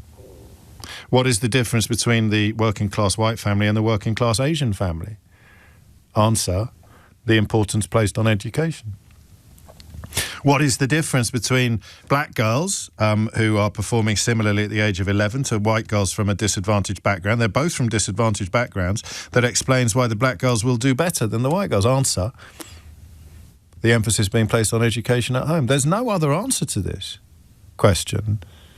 And it's a very uncomfortable conclusion to arrive at, but the more you think about it, the more obvious it is, because the difference is about the difference between the middle-class white family and the working-class white family, and the emphasis that those families place on education. Do you know who I really get cross with at moments like this? It's the commentators and the column. Oh, that reminds me, is there a Dick Littlejohn column in the Daily Mail today? I can't wait to see what he's had to say about the fascism on the streets of America being presided over by his hero, Donald Trump, and all the people in his administration lying through their teeth about the cold-blooded murder of Alex Pretty. I don't know, what day is it? Monday? I'll check. I hope there is, because it's great fun finding out what he has to say. But Tuesday about his hero Donald Trump, who he would much rather have in power than any democratically elected British Prime Minister. So no doubt there's some fat slices of humble pie being eaten in the Daily Mail today after Donald Trump his administration lied through their teeth about a man who dedicated his professional life to looking after military veterans. Oh, we'll have lots to say about that, I'm sure. We'll find out shortly. But the people I really hate in the context of this conversation are the people who turn working class parents against teachers. Usually when they undertake industrial action, but also with all of the nonsense that we had in the 80s about political correctness and about... So you turn a teacher into an enemy. What do you think your child is learning? Yeah. That school doesn't matter, that school isn't important, that teachers are not their friends, that teachers are enemies. And it's insane how obvious some of this stuff is. So the 20 years I've been doing this job, the education institutions have addressed, and I'm sure they haven't got rid of it entirely, but they have addressed racism in schools to such a degree that there is no longer an innate racial disadvantage for black children. And that means that there's an equality of opportunity in schools, which means that the falling behind of white disadvantaged pupils is a direct consequence of what they are taking into school rather than what they are finding there. And what they are taking into school is a lack of reverence for education and a lack of respect for teachers. I hate this. I hate the fact that it's so obviously correct. I hate the fact that it is so inarguably and demonstrably true. But I love the fact that if you're a victim of what I've been describing, if you were persuaded by the racist rhetoric of 20 years ago about black boys doing badly in school, or if you are enjoying the resurgence of racism that's underway now, I love the fact that you can't pick a hole in this argument because you know it's you that I'm talking about. You know that you don't give your children the best possible chance in life because you're too busy complaining about woke teachers or pride being celebrated in school or children being asked to come to school to celebrate multiculturalism by wearing the national dress of their parents' native country, and you turning up in a Union Jack top hat, your kid turning up in a Union Jack top hat and somehow claiming that they've been discriminated against when the teacher points out that that's not actually our national costume. They should have gone as a Morris dancer. So, what is it like to grow up in a home where the adults don't value education? This is a really important question. It doesn't matter what colour you are, what ethnicity you are, what background you are, or anything like that. But of all the things I have no clue about, and that I learn about from you, this is, well, it's two things. Number one, it's a bit like the conversation in the last hour, extraordinarily, given the amount of energy we've dedicated to these areas during our time together. I've never asked you this question before. And number two, I cannot be more ignorant about a subject than I am about this one. I mean, what is it like to grow up in a house with no books? What is it like to grow up in a house where mum and dad or dad or mum or your carers do not value education, do not pay any attention to how you're getting on at school, do not care about what you're doing at school? What is it like to grow up in a house that's even worse, where people are taking their attitudes towards the education system from social media or right-wing newspapers and encouraging their children to hold contempt for their teachers, to hold contempt for education? There's two areas. It ties in with the last hour where it boils my blood that they've managed to conflate middle class with the issue, as if it's somehow middle class to want your children to read books, or it's middle class to want your children to eat healthily, and it's working class to be obese and uneducated. It's such a dangerous, disgusting, damning and damaging practice and process, but it happens all around us. It happens all the time. You can think of examples of it now. But what is it like? I haven't got a clue what it would be like. Almost by definition, this is a question being asked to a self-selecting audience. So if you are listening to this programme, you grew up in a house like that, then you have somehow broken the spell of what you could almost call parental imposed ignorance. You've to some degree managed to discover for yourself the importance of education. Otherwise, you'd be watching GBBs. You wouldn't be listening to LBC. And I want to know how you did that as well. So I cannot for a minute... And don't forget, this isn't just about class, because there were kids at my schools who were very, very posh and very, very rich, who never saw their parents, whose parents took absolutely zero interest in their education. I'm not kidding. I'm paying tens of thousands a year to send them to school, and there's a certain type of parent that thinks, well, that's it. That's my responsibility met. It's not my job to worry about what exam grades you get. If you don't get good A-levels, I'll sue them for all the money that I've spent on school. They existed. But the kids couldn't bring that into school because they were boarding schools, and the culture meant that that got left at the door.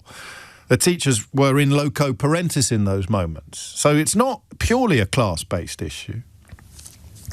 But I have absolutely no idea. It's a bit like asking me what it would be like to grow up in a house where there was no love. I haven't got a clue what that would be like and what it would do to you. But to grow up in a house where education was not valued, what was that like? Now that you're old enough to look back and make comparisons with what you know the experiences of other people have. Do you know, of all the questions that pop up on Full Disclosure, the long-form interview podcast series that I do with various prominent people, famous people, of all the questions that pop up on that one, the one that pops up possibly the most is, were there a lot of books in your house when you were growing up? It just explains so much about horizons and expectations and aspirations.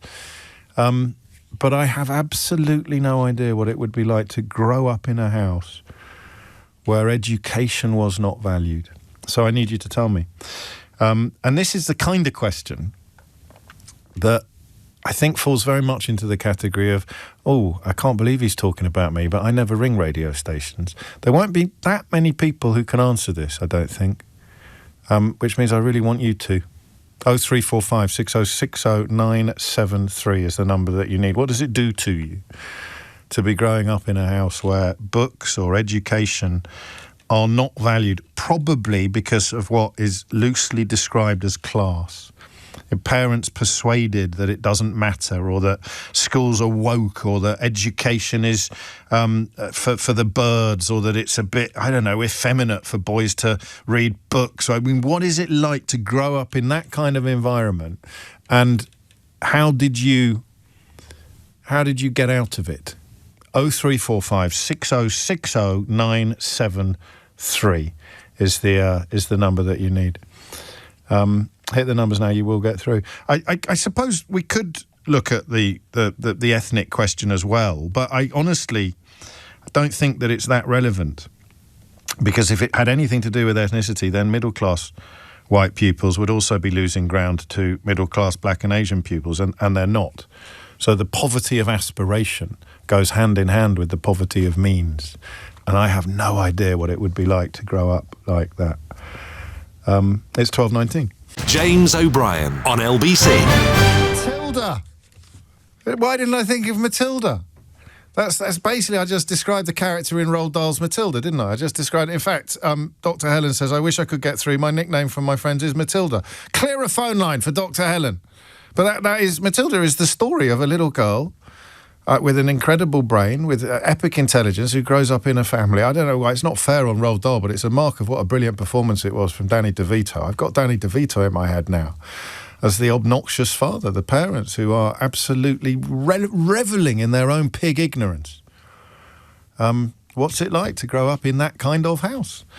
Albeit there won't be a sort of comical element to it as there is in Roald Dahl. Some breaking news for you. I'm not fully au fait with French politics insofar as knowing exactly what this means, but I can tell you that French MPs have just approved a bill banning social media for children under 15, which I think means that it could be enforced at the start of the next school year.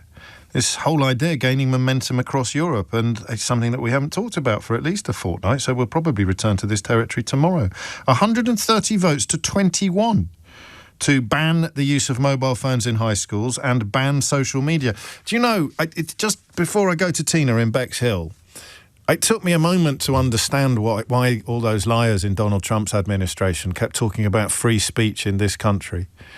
Oh, by the way, the organisation that went to court to stop you finding out who funds them, the one that would be the most ironic imaginable in that context, yeah, you're right, it was the Free Speech Union. I couldn't work out why they were telling so many lies about free speech in this country. Well, Elon Musk and J.D. Vance and the rest of them. J.D. Vance very much in the pocket of a billionaire called Peter Thiel. They're terrified of this kind of legislation because it's money. The richest men in the world are probably still the greediest men in the world. And decent legislation that limits children's access to social media will hit them where it hurts the most, in the already overstuffed pockets. So all of those lies, some of which, of course, are amplified and disseminated by UK politicians like Farage and Lady Ha-Ha, who's running for mayor in London, the truth of the matter is this is what they're most frightened of, actually having some meaningful legislation that limits the harm and the damage that they can do to our children, which has an enormous parallel with the conversation we had in the last hour about obesity. But in this hour, we're talking about education and a poverty of aspiration in the home, what that translates to in the classroom. Tina is in Bexhill. Tina, what would you like to say? Hello. So, actually, just I want to agree with you about what you just said about the social media. I think it's fantastic that it all needs to be banned. So, I grew up in a home, so I grew up on a council estate. My mum didn't work. But ever since I left school, I have tried to educate myself as much as possible. I think because I would just want my children to know about the world and feel educated.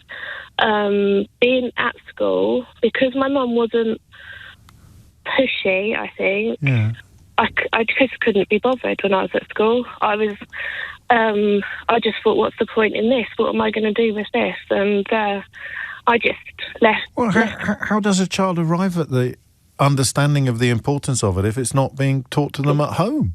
Yeah, I agree. Like, there wasn't anything at home that could like follow on from school or continue with education. I've got 3 children, and I'm not pushy, but I do. There's nothing wrong with being a bit pushy. There's nothing wrong with being a bit pushy. But I like them to know about what's going on in the world and how just all sorts of subjects. When did it click? When did it click, Tina? Can you remember? I don't imagine there was a single moment, but when did you sort of clock the fact that you'd been a little bit, I mean, they loved you, I hope, and I'm sure, your mum and your dad, but that you'd been a little bit let down on this front. When did you sort of clock?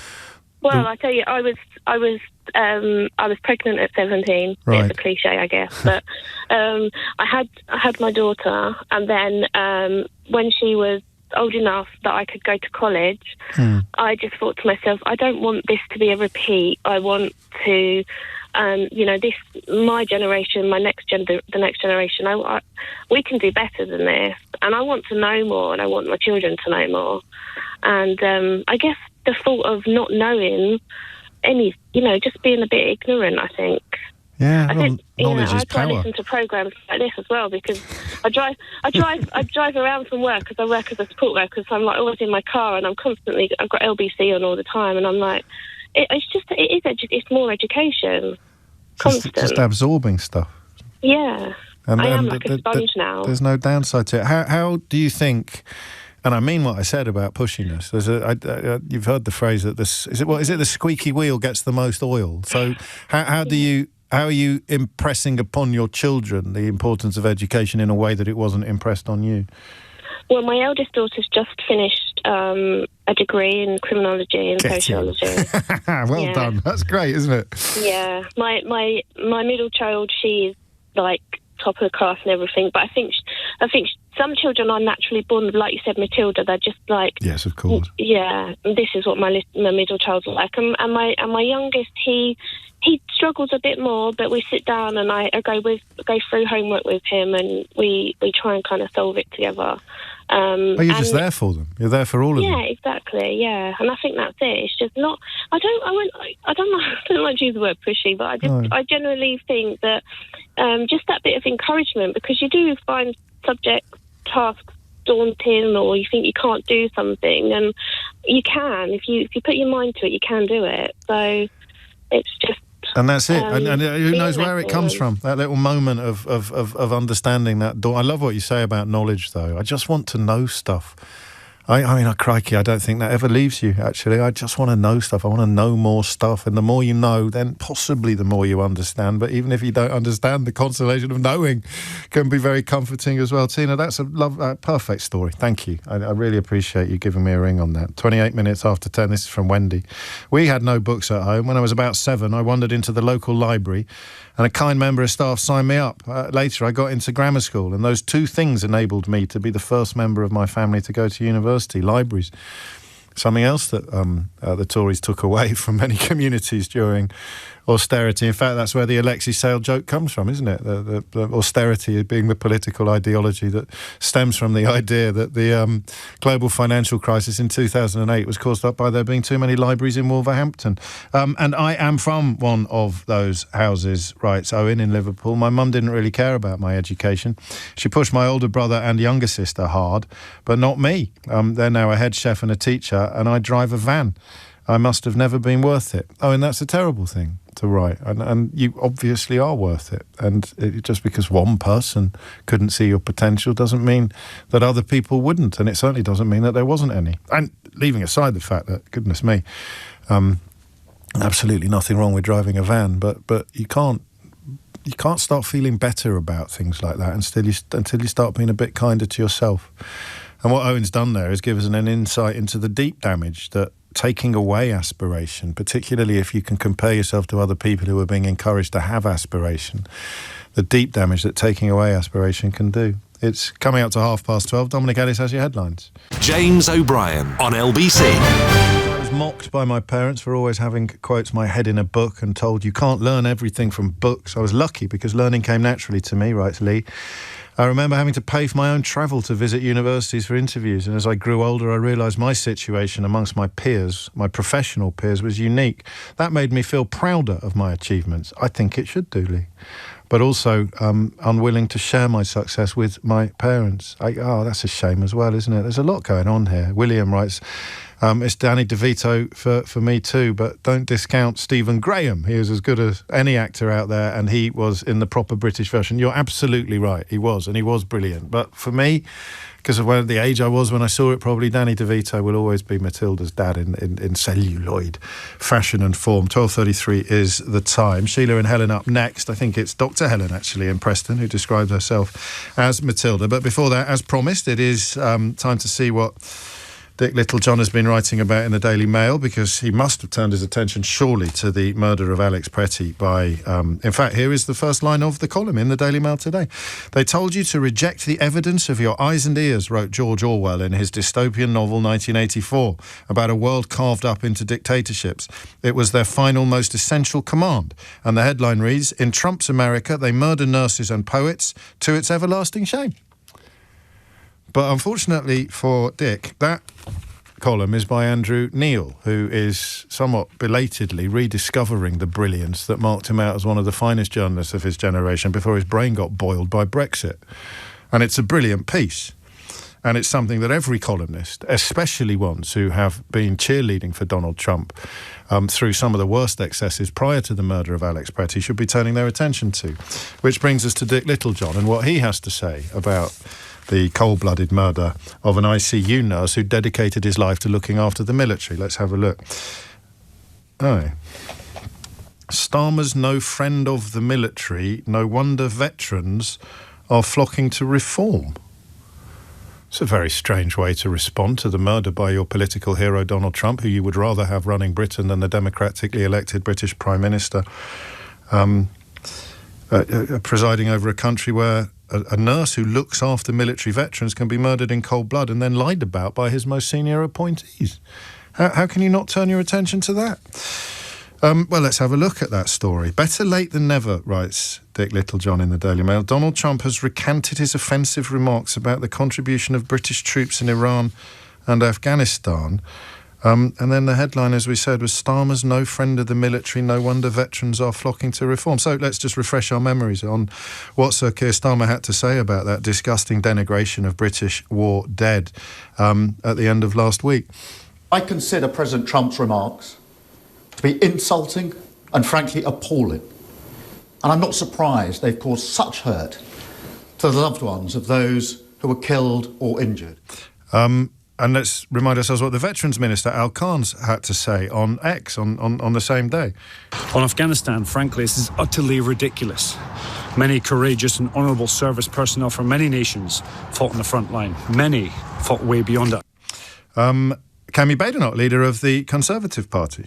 It is complete nonsense. I spoke to parents of young men who had lost their lives in Afghanistan, and I think it is a disgrace to denigrate their memory like that. But I think that there is too much careless talk from President Trump. He clearly doesn't know the history of what happened. And now the man that Dick Littlejohn considers to be the great champion of the British military, Nigel Farage. It's not quite fair. Oh, that's tough, isn't it? That's really tough. 12:37 is the time. It's extraordinary what an absence of education can do to a person, but when it's been inflicted upon by their parents, it seems peculiarly unfair. What is it like to grow up in such circumstances? Sheila is in High Wycombe. Sheila, what made you pick up the phone? Hi, James. Nice Hello. to meet you. Oh, we've met before, Sheila. You meet me every time you turn your radio on, but it's nice for me to meet you, you see. Yeah, we've spoken before, okay. But not about this. And I don't often hear anyone speaking about this either. I grew up in a house with two siblings with no books and really poorly educated parents, which I think people who know me today may find surprising because I've done the complete opposite, and so has my sister. My parents wouldn't have known anything that we were doing in school either. It was just non-existent. They were perhaps nothing beyond a primary education themselves. This is in sort of a small rural Canada. But that's what they kind of expected for us as well. That we would it was not expected that we would go on to further education. It was just, you're going to get a job and kind of live kind of hand to mouth, I think, like most people in our community are. That's just your lot in life. When did you realise that you didn't want that to be your lot in life? Well, I had a really amazing teacher, and it always usually comes down to an amazing teacher. But yeah, I had a grade 6 teacher, Mr. McGraw, and he gave me my first book. I mean, he was a really passionate, educated man. He brought his own lectern into high school, which is insane, really, at the time, because no teacher. Did he come in on public transport? Yeah, just a rural sort of Canadian school, but he insisted that was the vibe he was going for. And he gifted me my very first book, which I take with me everywhere I move. I obviously now live in Canada, or in England, so... and when I tell everyone what the first book was, they're shocked. The very first book I was ever gifted by my teacher was The Brothers Karamazov. Wow. By Dostoevsky. Yeah, and you started at the deep end then. Yeah, but he inspired me. He challenged me as well. He wasn't easy on me. And he said to me, it's up to you if you want to go for this, if you want to actually show people that you're more than this.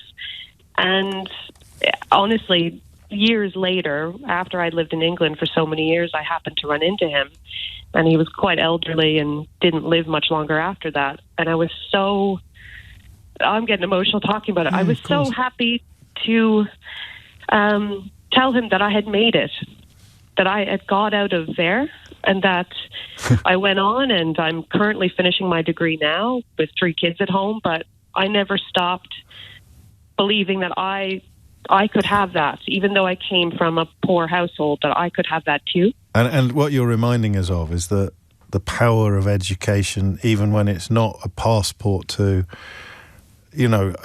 material things. It goes often hand in hand. You can reach stages in life that you couldn't reach without the education, but the education as an end in itself is so undervalued by so many people from all sorts of backgrounds, even people who encourage their children to get educated. Yeah, and exactly. I saw my sister, my older sister as well, was a big inspiration. Like, she went to art school, and I remember that being really denigrated in sort of working class community as well, because not only were you going to further education, but it was the arts. Like, what the heck are you doing? Yeah. What are you going to do with that?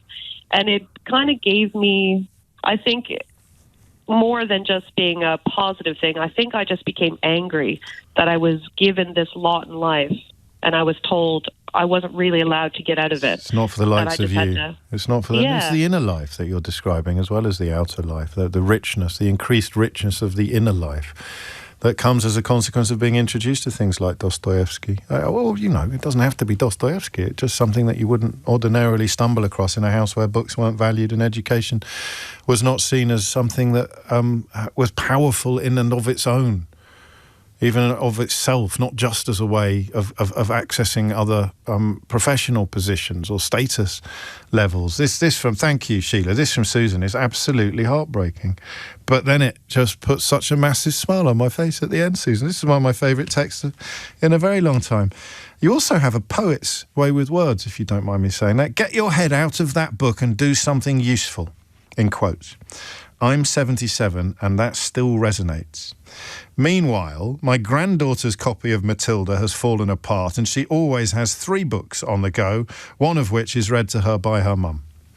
That is what I think they call breaking the cycle, isn't it? That's what Sheila was describing as well, breaking the cycle. Helen is in Preston. We found a line for you, Helen, whose friends call you Matilda. What? We know what made you pick up the phone. What would you like to say? Well, when you were describing, I was like, oh my goodness me, that's me and that's Matilda. So I grew up in a very deprived working class background. My parents, left school when they were young. They not at all scholastic. My dad's a dustbin man, and I think from a very young age kind of always felt a little bit different. And then when I started at primary school, I realised this world of books, and I'd not been read to as a child, before school. Because we had no books in the house whatsoever. My parents loved the television, but when another Matilda thing, another nod. Absolutely. And I got to school and I was like, oh my goodness me, there are books, and I just took off. And then I just was reading all the time. And then I discovered when I was 5.5, I can't believe 5.5, the mobile library. Oh, yes. And the mobile library used to stop outside my primary school at 3:30 till 5 o'clock on a Wednesday, and it came at 9 a.m. till 1 p.m. on a Saturday. Now, it was literally just at the bottom of my street where I lived. So from then on, that's where I would be found. On a Wednesday and a Saturday, I was in the mobile library, and the lovely librarian found me a little spot, and from the age of 5.5 till 9, I pretty much read that mobile library. Oh, my days. Everything, like the encyclopedias, everything. And my parents didn't understand me. They were really shocked. They didn't mind because I was out of their hair, wasn't I, really, at the library? Okay. But they didn't understand, and they thought, why are you doing this? We don't get you. And then when I was 8, nearly 9, I realised Roald Dahl was writing Matilda. That's how old I am. And so I got myself a little job peeling potatoes at the local chippy, so I could afford to buy Matilda. And that was the first book I ever bought of my own, and I still have it. It's on the bookshelf downstairs, and I now, between my husband and I, I've probably got about 1,000 books. Uh-huh. And then my parents, they just didn't understand. They just wanted me to put the telly. So they weren't unkind. They got very angry with me. Oh, they did get angry with you. They did. There was a bit more than just ambivalence. Yeah, because they said to me, look, why are you reading? You can't learn from that. You're just going to leave school and get a job. So what's going on? So I would then pretend to watch the television with them. And then when they would go to bed, and then I was tired, go to bed about 7. This is when I was at 9, 10. Then when my mum and dad would come to bed at 9:30, I still don't know this. I hope they're not listening. And then when they come to bed, because my dad had to be up at 4 a.m., they come to bed at 9:30, I'd sneak downstairs, because the only room in the house that had heating was the front room. God. So I'd then sneak downstairs to study, and I pretty much did that throughout my entire teens. So I'm an absolute night owl. I do my best work at midnight. So between 11 p.m. and 1 a.m. is when I do my best work, and I've always been like that. And they just didn't understand. And so when you did your O-levels? Yeah, GCSEs, yeah. Oh, I thought you were older. When you did your GCSEs, who did you celebrate with? So I went to possibly the roughest school in Preston. And thankfully, I met a little kindred spirit. I will say that I had a kindred spirit at primary school as well. If it hadn't been for Roxine, my oldest friend, who we just battled each other. Do you know, I've got a thing I do sometimes with callers when I'm trying to cut them off or slow them down. And I say, look, no, let me finish. I say, I'm going to have to wait for your autobiography to find out what happens next. But with you, my husband jokes about that. My husband jokes about writing my autobiography. You should. I'm all ears. I'm here for it. I'll put you in touch with my publisher. Back to Roxine. Roxine, she was also smart and from a a poorer background, and we battled each other for the SNP. Yeah. Now, SNP was maths boxes, and we were determined that we were going to get to the end of Blue Box before we finished primary school, before the last Mr. Greenwood's class, which is year 6 now, and we did it in year 4. Amazing. And but it wasn't for Roxine. I wouldn't. She pushed me as well. Pushed each other. And then at high school, I had Raksha, who lived round the corner, and I became part of her wonderful Gujarati family. Her parents adopted me, and when I got my GCSE results, I celebrated with them because her dad gave me £20 for every good GCSE I got. So I celebrated with them. And then did Mum and Dad even not get that? They must have understood. They did. Yeah. They did, but they didn't celebrate it with me. They thought I was now going to leave school, get a job. Yes. So when I said no, I want to do A levels because I want to be a doctor, they were like, "What? You're a dustbin man's daughter. You don't become a doctor." Oh. And I was like, "Well, I'm going to be a doctor." But then I had to work, you see, at the cinema to pay board to my parents for when I was doing my A levels and to pay to get to to college. And then, unfortunately, because I had to work so hard, first time round, I didn't get an A in chemistry. The first time ever I'd not got an A. So then I had to... Cause I also did too many A levels. And then I had to resit chemistry to get to medical school. Right. But then I did medical school. I've succeeded really well. But I was also, unfortunately, the fat, smart kid, which is never the best thing to be at high school in a rough place. That goes back to other conversations. You could have gone tri-topical today. And you're now a doctor. You're now a doctor. I am, but the best thing, the thing that makes me smile every single day is, I'm a very senior GP now, and I'm now also the lead for primary care at the medical school in Preston, which is a 5-minute walk from where I grew up, and the actual medical school building is built on the old playing field of my old primary school. I've gone. Well, I go every time. You've got me. My parents, I think, still don't understand me. But they must be proud in it. Yeah, they must be in a kind of slightly baffled way. But from the Matilda, the reason my friends call me Matilda is the first time we went to watch the stage show, they all started crying after the second number and looking at me going, "Oh my God, it's you." And I was like, "Yeah, it's me." When I grow up. I mean, it is a beautiful stage show as well, isn't it? It makes me cry. It makes me cry every time. And my life couldn't be more different from yours. So. Well, there you go. So there it is. Hey, listen, your husband's right. There's such a cracking book there, Helen. I'm not even, and the title would be something along the lines of you can't be a doctor, you're a dustman's daughter. Yeah. I don't know anybody else who's dad's a dustbin man who ended up being a doctor, but I was the only person at my medical school. There's 5 of us in my year who didn't have paid for education. So you can imagine it was interesting for me. Medical school. Yes, I'm sure it was, but my goodness me, I don't even have words to describe how just how lovely. And you should see my inbox, seriously. How's Roxine getting on? But my background makes me a much better doctor. I bet it does, because you understand you can't be what you can't see, and you know the backgrounds that some of these people are coming from. How's Roxine getting on? Do we know? Roxine is amazing. Yeah. Roxine is, again, she's a high flyer and has done really well, and we're still friends. We still see each other regularly. You still see Raksha and her dad? Oh, Raksha, yeah. Raksha, I adore. She's like my sister. Raksha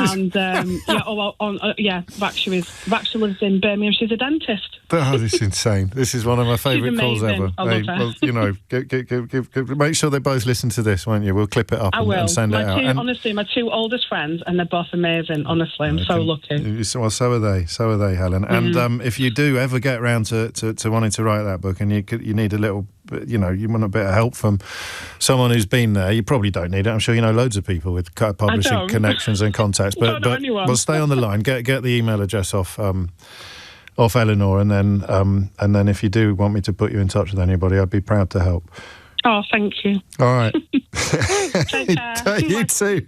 It's 10-1. James O'Brien on LBC. 53 is the time. I just heard the most inspirational call on LBC, says Terence. I'm a few minutes behind, says Jane, but I'm grinning from ear to ear listening to Helen. I'd love to read her story. That lady, writes Margaret, must write her book. I'm in tears listening to her recount her life. What wonderful memories. And this is my favourite call I've ever listened to, says Lauren on JOB. I could have listened to this story of aspiration and thirst for learning forever. Skip the news, James, and get her back on. Well, always leave them wanting more, Lauren, I think is fairly solid advice. But I meant what I said about the book. And I'll keep you posted if there are any movements in that space, although I think it's fair to say she sounds pretty busy. Steve is in Chelmsford in similar territory. Steve, what made you pick up the phone?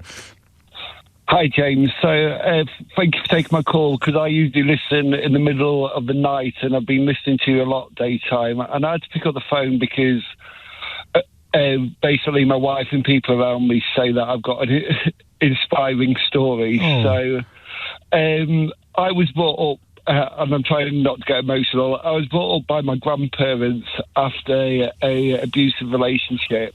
And it was clear from early on that I was bright.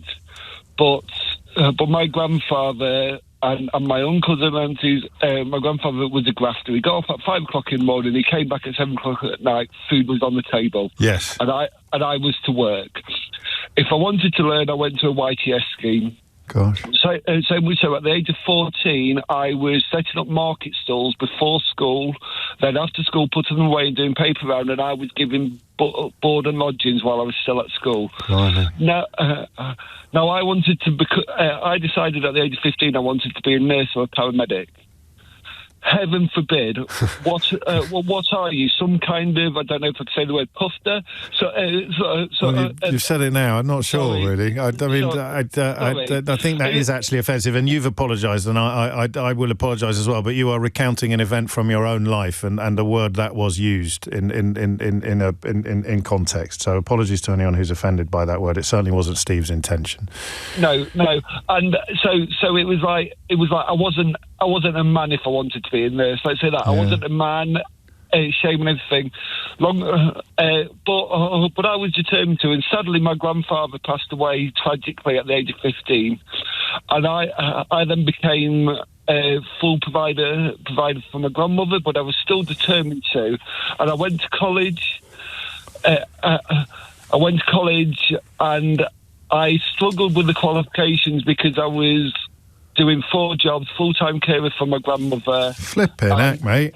And you put in a shift. You don't. You need. I'm conscious of the time, so let's nudge to where we are now, if I may, Steve. So now, after being homeless from the age of 18 on the streets, overcome addiction, mental health, I'm now married with a wife in a full-time security industry, but I still fulfilled my dream because I'm a volunteer first responder. Oh, fantastic. Bless you. No, seriously, they're right. It is a story that deserves a wider telling, and I would give you more room to tell it if I didn't want to also get this story on the board today, because it is, as you know, Holocaust Memorial Day, and it always makes me think of this woman, Lily Pohlman, who I was proud to call a friend, and I met, as I met you, through this radio programme. She used to ring into LBC, and I got her on stage at Full Disclosure a few years ago, before lockdown, to tell the story of how she avoided the Holocaust thanks to the kindness of strangers. But this is a little bit from before that, when the full horror of what was on the horizon began to emerge. And I think this story is important because of what it tells you about people that you already know when the horror starts. We had a Ukrainian caretaker where we lived, who, when the Russians first came, he became a militiaman, Ukrainian militiaman. When the Germans came, he became a German policeman by that, all right? Yes. Okay, but he rather liked my father and used to come up and see this and that, like the radio. How do you do that? My father could do everything very well with his hands too, and so he was sort of friendly. And then he kept coming and saying, I rather like your watch. And what do you say when somebody says, I like your watch? You say thank you or something. Yeah. I mean, and then another time, I like your watch. And then the third time, my mother said, give him that watch. Yeah. It wasn't funny. Give him the watch because this is what he wants. Oh, God. And my father said, I don't see any reason why I should. This was a present for you, my birthday from you. Why should I give him the watch? Because, you know, women, I must say that women were smarter than men in those days. That's why I laughed. I thought that was... I'm telling you. Because men are straight, more straight. Women, you know, they were... I'm not and so he did not give him the watch.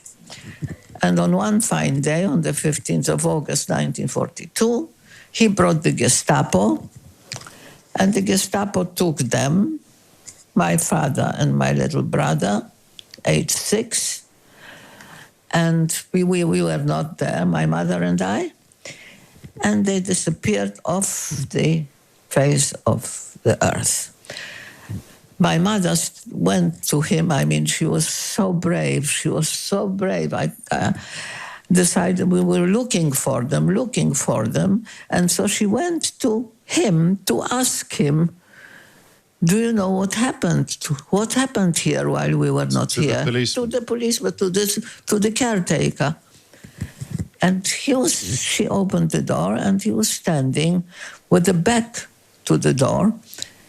And he with dark hair like my father, and then about the same stature, wearing my father's silk shirt, his flannel trousers, the watch on his hand, and the radio is playing there. And it's a miracle that he didn't take her away also. Why do you think he didn't? I don't know. Maybe he was so shocked. I don't know. It was a shock to her. He turned around. And was that?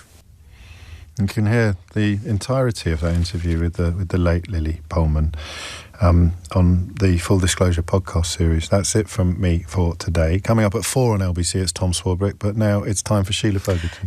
James O'Brien on LBC.